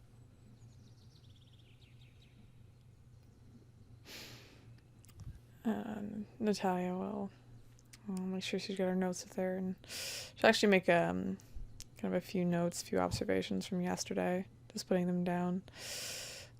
She'll see if she can assist in packing up at all. Okay. Yeah, people are starting to wake up. It's a little chilly. It gets cold at night, even in the summer here.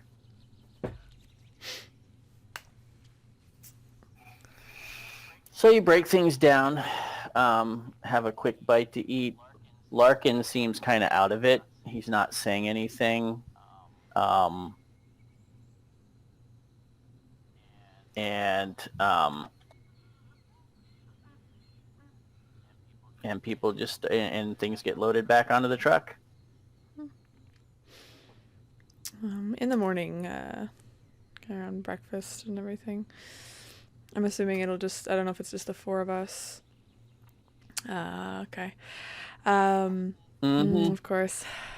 So, actually, so doing that, at one point, if she can kind of catch Larkin without Mendoza hovering, maybe while he's breaking stuff down.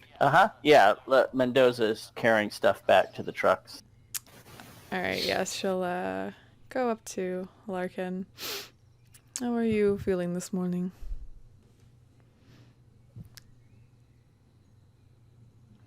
I think Doc is not here, so I'm just gonna. I will be Larkin. He just kind of smiles weakly at you and says, "Fine. It's a good morning to get back on the road. Let's hope everything is good." Yes, it is a very fine morning to be getting ready to go, though. And she kind of looks him over, everything. Personally, I think maybe doing more half doses might be more appropriate. Larkin he looks momentarily alarmed and kind of looks past you to see if anybody's listening, and he just kind of smiles and nods. And she gives a bit of a smirk. I am not in the business of telling secrets. So, as long as it does not become a problem, I won't become a problem.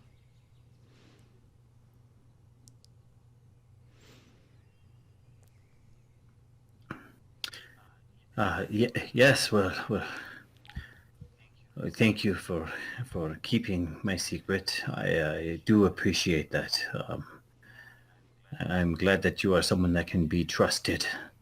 Of course. And if you need to talk about anything, of course, I'm here. Everything is packed up and the trucks both start. Ah, that is good news indeed. You hear those engines? You can see Larkin, he has that big smile back on his face, and he's excited, wiping the sweat off of his face, off of his forehead, pushing his hair back. He's back in high spirits again. And Natalia will make sure to grab all those things and get back into the truck.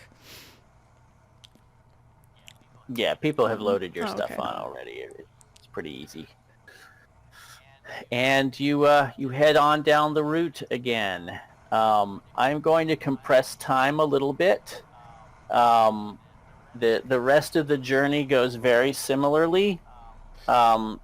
Fortunately, the truck only breaks down one more time, and it doesn't take them very long to fix it. They kind of know what's wrong with it now.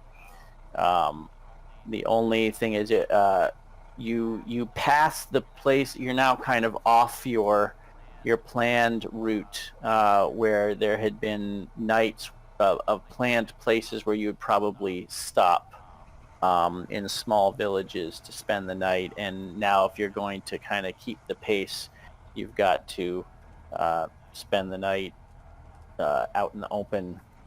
But Larkin seems to want to press on regardless of the lack of accommodation. And so it's only 4 days, a little bit more than had been planned, but you make your way up into the highlands and eventually arrive at Puno and also Lake Titicaca, which is very close by.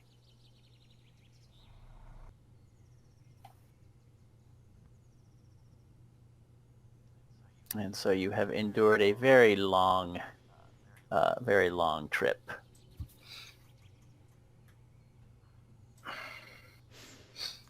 So Natalia will hop out of the back of the truck, stretching out again, kind of getting the blood flow back into her legs, and straightening her jacket and her outfit, and taking a look around at Lake Titicaca.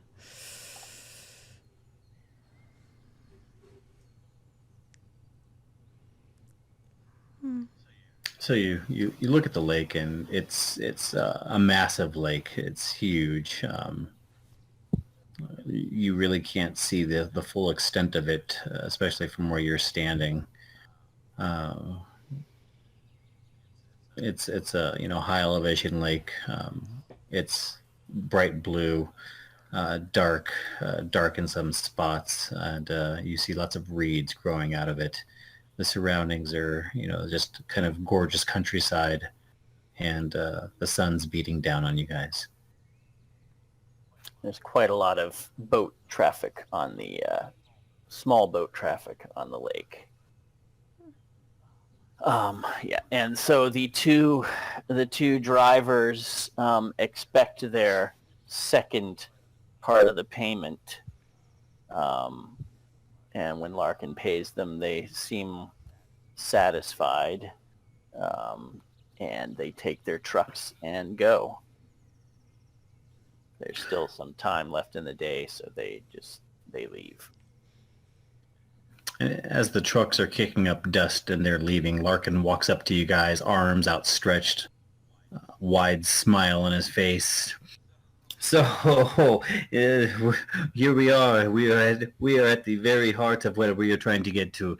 It is from here where we will go ahead and pack the most essential things that we will be needing, and we will take the pack animals up to hopefully where the pyramid is, and we shall all be in this together now. We shall all be famous together in this endeavor. I am looking forward to more travel.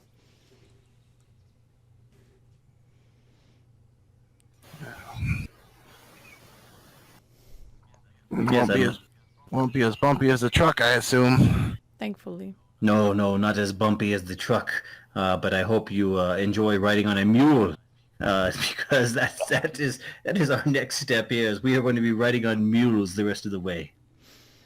Mendoza kind of looks at Larkin oddly, and just kind of shakes his head. I may have said something wrong. Maybe an ass, a donkey, I don't know. A pack animal. We're going to be taking something with 4 legs up into the hills. Yes, well, this would be the first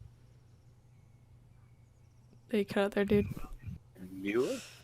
This would be the first time that I have ever ridden on a mule, so that would be a neat experience for me. Yes, well, you better be sure to take lots of pictures. Maybe one of us could take a picture of you on your beast.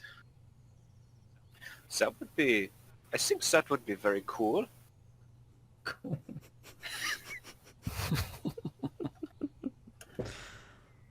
Rad, man, rad. That would be very neat. Neat. And Natalia, That would be nifty. Natalia shakes her head. Are we going to be mounting up tomorrow to travel, or are we heading out today? Well, as soon as we can get started, the better. I mean, we are so close now. We are so close. I can feel it. It's just we cannot wait any longer. We shall go till it gets dark, and we cannot go any further. And then as soon as it's light, we keep going, and that should be our plan, I would think. Sounds like a good plan. And it's midday. You will still need to arrange to get pack animals, which you have not yet done. That was going to be Jesse's job when they arrived here. Which, of course, has already been discussed with Mr. Hughes. I hope he can get on it right away. Absolutely. I will go ahead and make sure that we can get some pack mules for the mountain trip. And I will head off to where I know I can do that. Mm-hmm. Are you going by yourself? Natalia will offer to join Jesse. Sure. I mean, of course, anyone who wishes to come along can. I imagine it'll be pretty mundane business, but...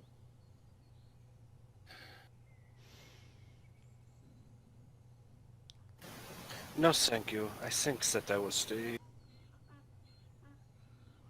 For the rest of the party, I think that could perhaps get some very good photographs here. So I think that I will stay. I should be happy to come along. Okay. So the three of you go, and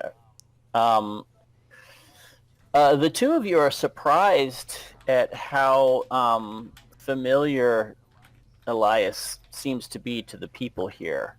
It's obvious he has been here before. And he gets friendly greetings. Not everyone knows him, but a surprising number of people appear to know him, at least are familiar with him and recognize him. And you're able to get a very decent arrangement for your estimate with all of that stuff is that you'll probably need 6-pack mules to carry all that stuff. Mhm. And it can take you as long as you want it to take, but it could take a couple hours if that's all you want it to last. Benjamin, while you're kind of walking around and taking pictures, you can see it's rather curious that when you get a closer look at the lake, you can see there are there's basically little islands out on the lake, like dotted with tons of them, and there are people out there on those islands, and it looks like they live there. And there are little boats that go to and from, and that kind of people row around out there, and you can see them fishing and that sort of thing.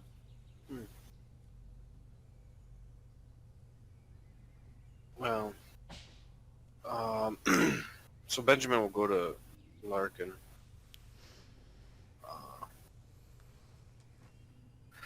What do you know of all of the local area here? Is there anything particular that you can tell me? Perhaps I can take some notes, and then I can put it into the story. Well, the local area, well, of course, they have their own culture and their own terminologies. This is mostly a fishing area here. Of course, on the lake with all the fish here, it is a big economy for them to go ahead and collect the fish out of the lake and sell them. But as far as what I know personally about the local area, it is simply that they are fishers. They see tourists sometimes coming through here. They cater to people like us passing through. These islands out here, I don't know if you have noticed them, and he points out across the lake, pointing to some of the islands. Those are the fishers out there. They can be seen out there. You can actually even get boats to go out there and talk to them. But those little islands out there are filled with the fishermen that push the economy through in this area. Yes, I have taken. I've noticed that this is sort of a small archipelago that is. I see that there are several of the fishermen out there, and so you say that basically that fishing is their basic means of commerce. Well, I would guess so. With all these fishing villages, wouldn't it make the most sense that with all these fishing villages, that their main source of income would be, well, the fishing? Well, you also said that they kind of cater to the tourists and such. I can't imagine that this is a very popular area, but I just don't know how much the fish actually. I mean, how does one barter with the fish? I don't know. That Yes, was, well, I Mendoza don't know just either. wanders off in the middle of this conversation and just disappears, just walks away. And as Mendoza's walking away, Larkin turns to Benjamin and lets him know, Mendoza is my man in country. If you have any questions about the country, the countryside, the people, the economy, the culture, I would suggest that you go have a conversation with Mendoza. perhaps at some point I will, but I think that for now I will just continue to sort of walk around and see the locations and Sure, sure, of course. What better way to learn the culture? yes, indeed, I think that I will. So I guess for now I will say I will bid you a farewell. Um, And Larkin nods. He coughs into his handkerchief and wipes the sweat off of his forehead. Turns around and starts messing with some crates and some supplies. Benjamin just they were rather unceremoniously unloaded near a watering hole, kind of a little bar.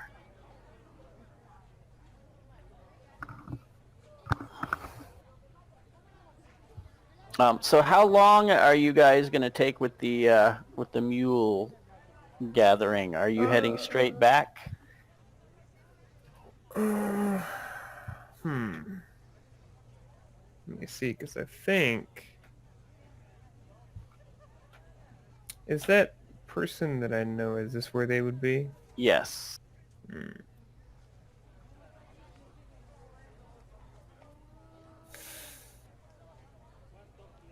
I wouldn't take too long, but I would stop by to see her. Okay. Nyra. He takes you and the mules off to in a different direction than you know is back to the bar. It's sort of if you can say a poor section of town, since it is all fairly poor, this is a little more rustic than some of the other places. And he's recognized here, and you see him asking in Spanish for Nira, and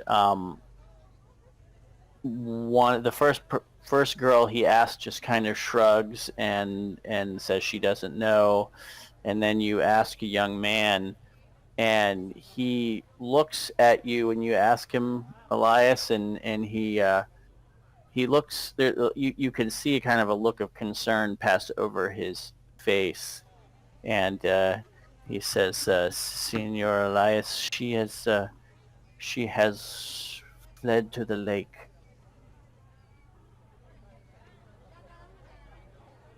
Fled? In From what? Spanish, of course. Yeah, and talking this back in Spanish.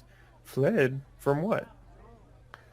He crosses himself and says, "She fears the Karasiri are hunting her."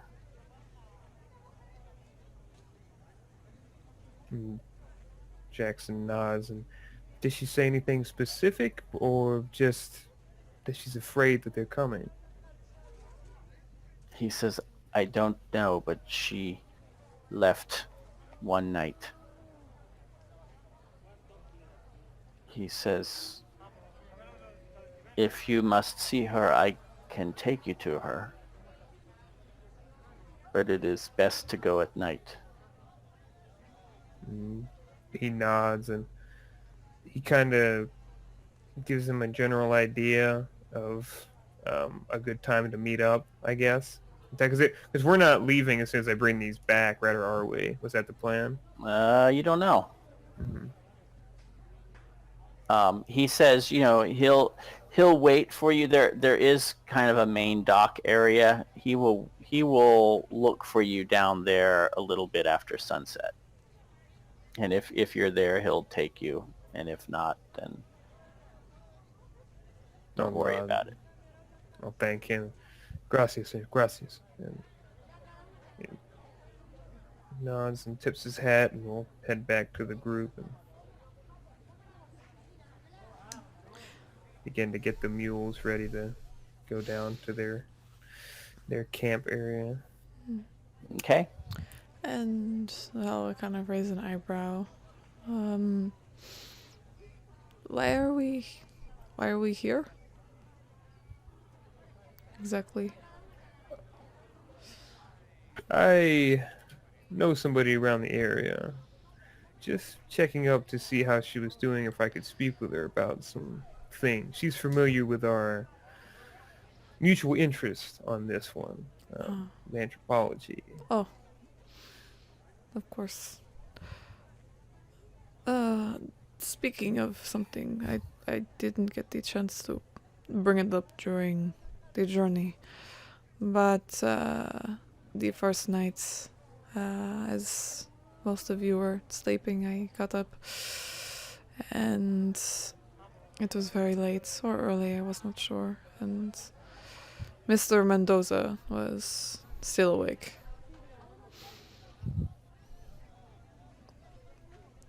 And by the time I did my business and came back, he was gone.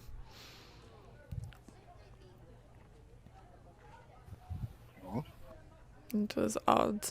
He was keeping the fire going even that late and still up in the morning.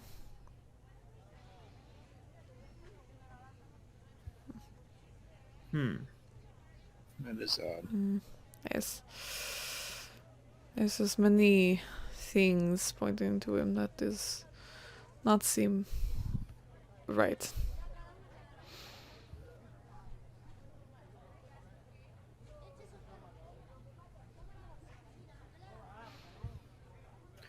Well, we'll just keep aware. It may have been related to that little confrontation the two of you had earlier that day. Maybe he's taken an interest in you now. Well, if he has taken an interest in me, then he can come take it up with me if he wishes.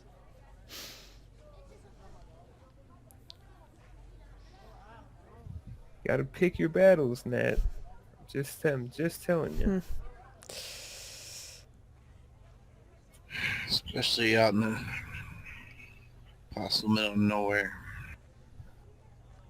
Fine, I will not antagonize Mr. Mendoza. But if he does come to me, then we will see. She gives a bit of a smile. So, are we heading back? Yes, it's probably for the best at this point. I don't want to take any more time.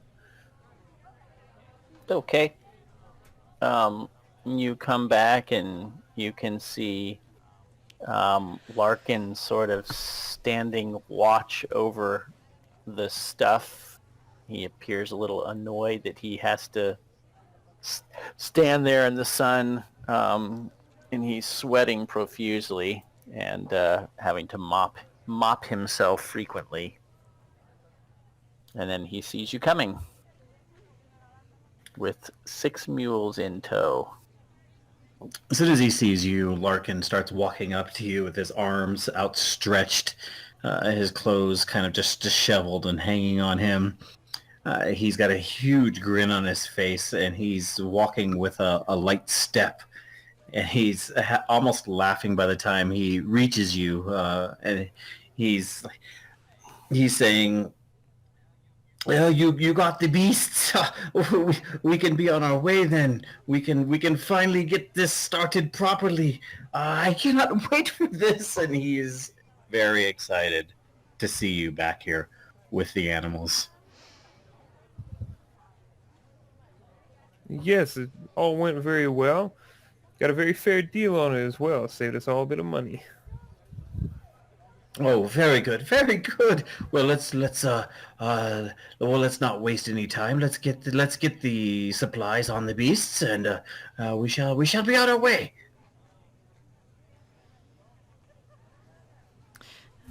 Tight. And he's just looking at you all furtively, like, let's do this. Let's do this. Yeah, it's 3 in the afternoon at this point. There's maybe 4 hours of sunlight left. It's actually more like 3:30.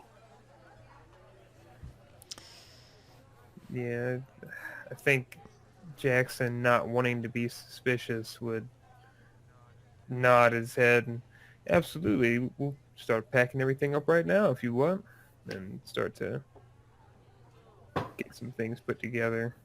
He doesn't want to try to delay or anything right now. Yep. If you all work together, it will take probably a little less than an hour to get all the mules packed up and figure out how you're going to stow all this stuff. It's not that easy the first time. Natalia will provide some lifting power in terms of kind of getting everything on, strapped in. Yeah, I would say that as she's doing that, anyone who's watching would probably be a little surprised at how easily she hefts some of that stuff up there. She doesn't seem to struggle with things that would make any other woman maybe that you might imagine struggle. She seems quite capable. And Benjamin will find his way back about when they're getting close to done, but not quite done. Mendoza is still not back.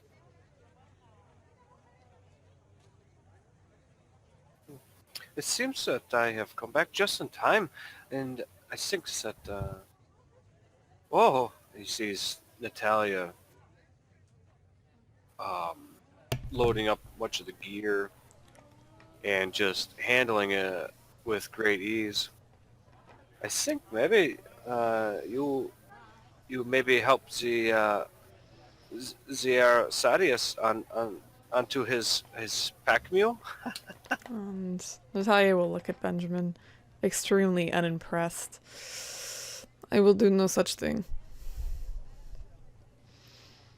And you can see, Benjamin, there's no place for anybody to sit on these mules. Not that you probably would want to, but it's clearly they are not being rigged for riding. They are being rigged just to carry your stuff.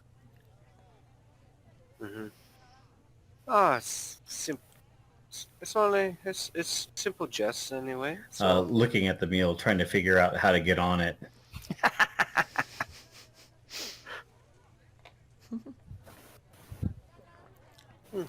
That would actually help Mr. Larkin out at some point when he's just looking it over. And Mr. Larkin, there may have been some miscommunication when it comes to what these are particularly used for. It's just to carry our things, not us. Unfortunately, we do have to walk for this expedition. How? Or is everyone just not... You good, Doc? Can you hear us? Yeah, I can hear you. It was like really quiet for a long time. Were you guys talking? Yes. Yep. It was just explained to you that they're not for riding. They're just for carrying, and that we're going to have to walk.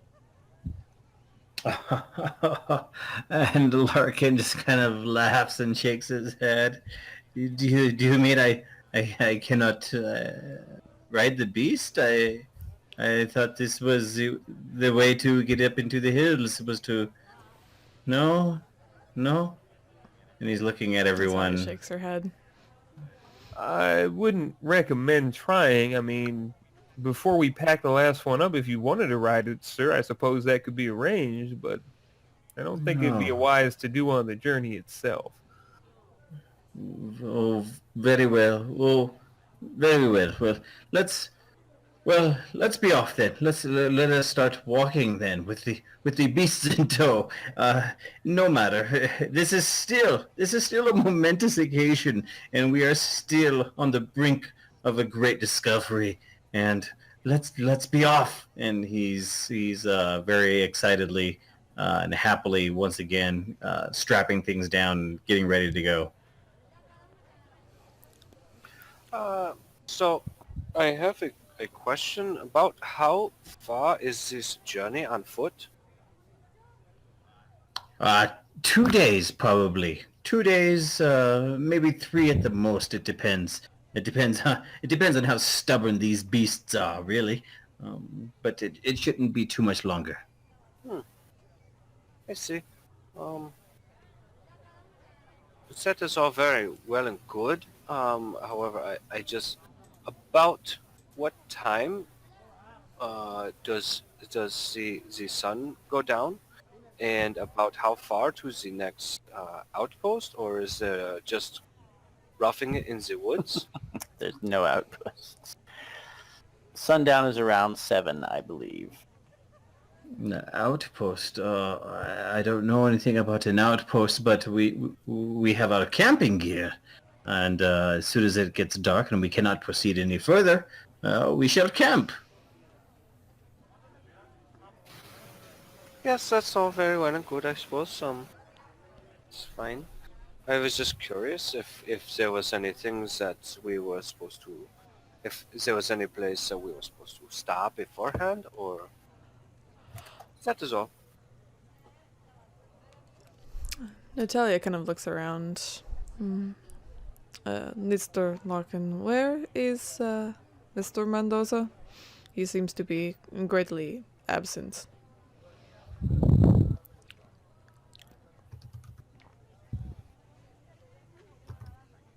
Are you hearing that, Doc? Yes, I am. Oh, okay. Oh, baby's going crazy. Okay, so Larkin looks around like he's suddenly aware that Mendoza's not there. And he says, "Where is that fool?" And he just kind of walks around and looking for him, and he said, "Well, he should be here now." He looks very frustrated. Benjamin will actually speak up at that point. Yes, I think that he left some time ago while you and I were speaking about the general region. And He says, such. I know that. I have been standing here all by myself watching these goods because everybody else ran off. Well, you did not seem too upset about it at the time. I could have stayed back. That would not have hurt my feelings. He sighs heavily, and takes out his damp handkerchief again, and he just seems quite upset.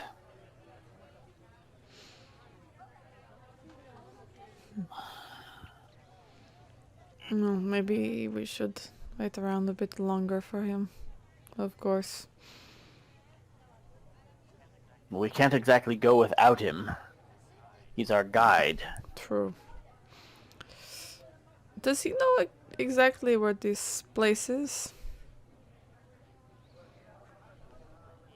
He starts to answer you, and then he looks around him and around you, and he kind of comes up close to you, closer than he's ever been to you, Natalia, and he kind of whispers in your ear, and he says,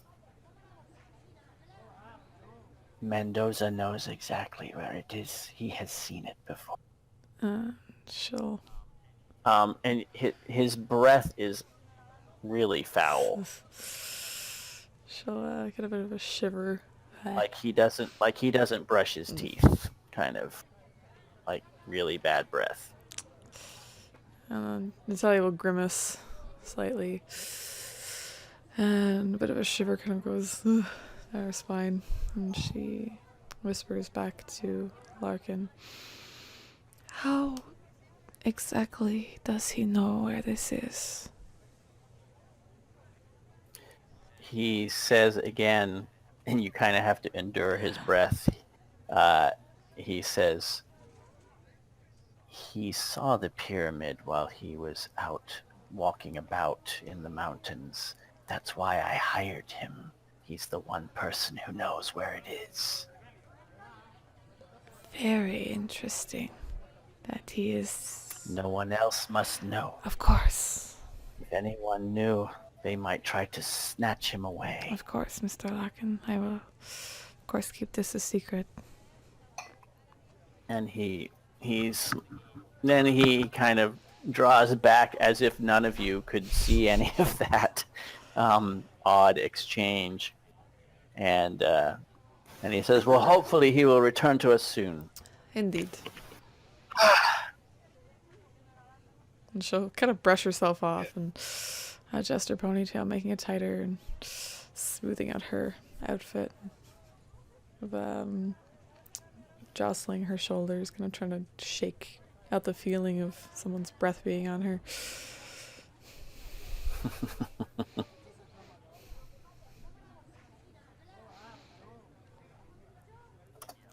Yep.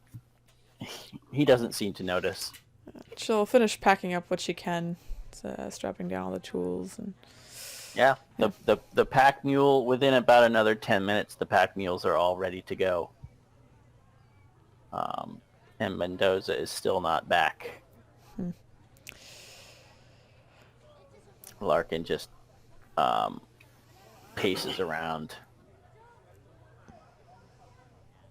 And finally, he seems to be almost on the verge of, like, he's pacing so rapidly. He's like wearing a little path in the ground, probably making all of you a bit nervous. And finally, Mendoza comes from down the street. And as soon as he sees him, Larkin kind of tears at him and starts berating him. Where have you been? You didn't tell me where you were going. We were ready to go and you left. And Mendoza just kind of looks at him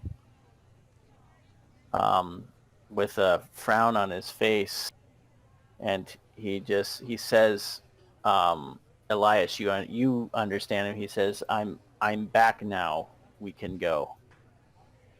And Larkin just kind of looks flustered, and he says, all right, we can go. Excellent. Let's go. And so unless there are any objections, Mendoza will lead you out of town.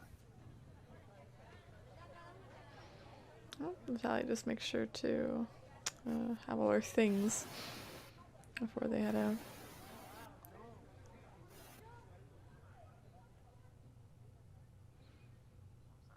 I'm sorry. Natalia just makes sure she has all her things before they head out. Yeah. Yeah. Everything has. I mean, everything you had Oh was no, right she's paranoid. there. Like she's just making sure. Yeah. Oh, okay. Yeah. Okay. It was all kind of in a big heap. There's nothing left of that heap. So, unless somebody swiped something without you noticing, it's all packed. But yeah, you can go through the stuff. But Larkin gets very impatient when he sees you kind of going back over, and he actually kind of snaps at you and says, "Stop fussing with it. It's all ready to go. We must go. There's still hours of daylight left." Fine. It's all here anyway.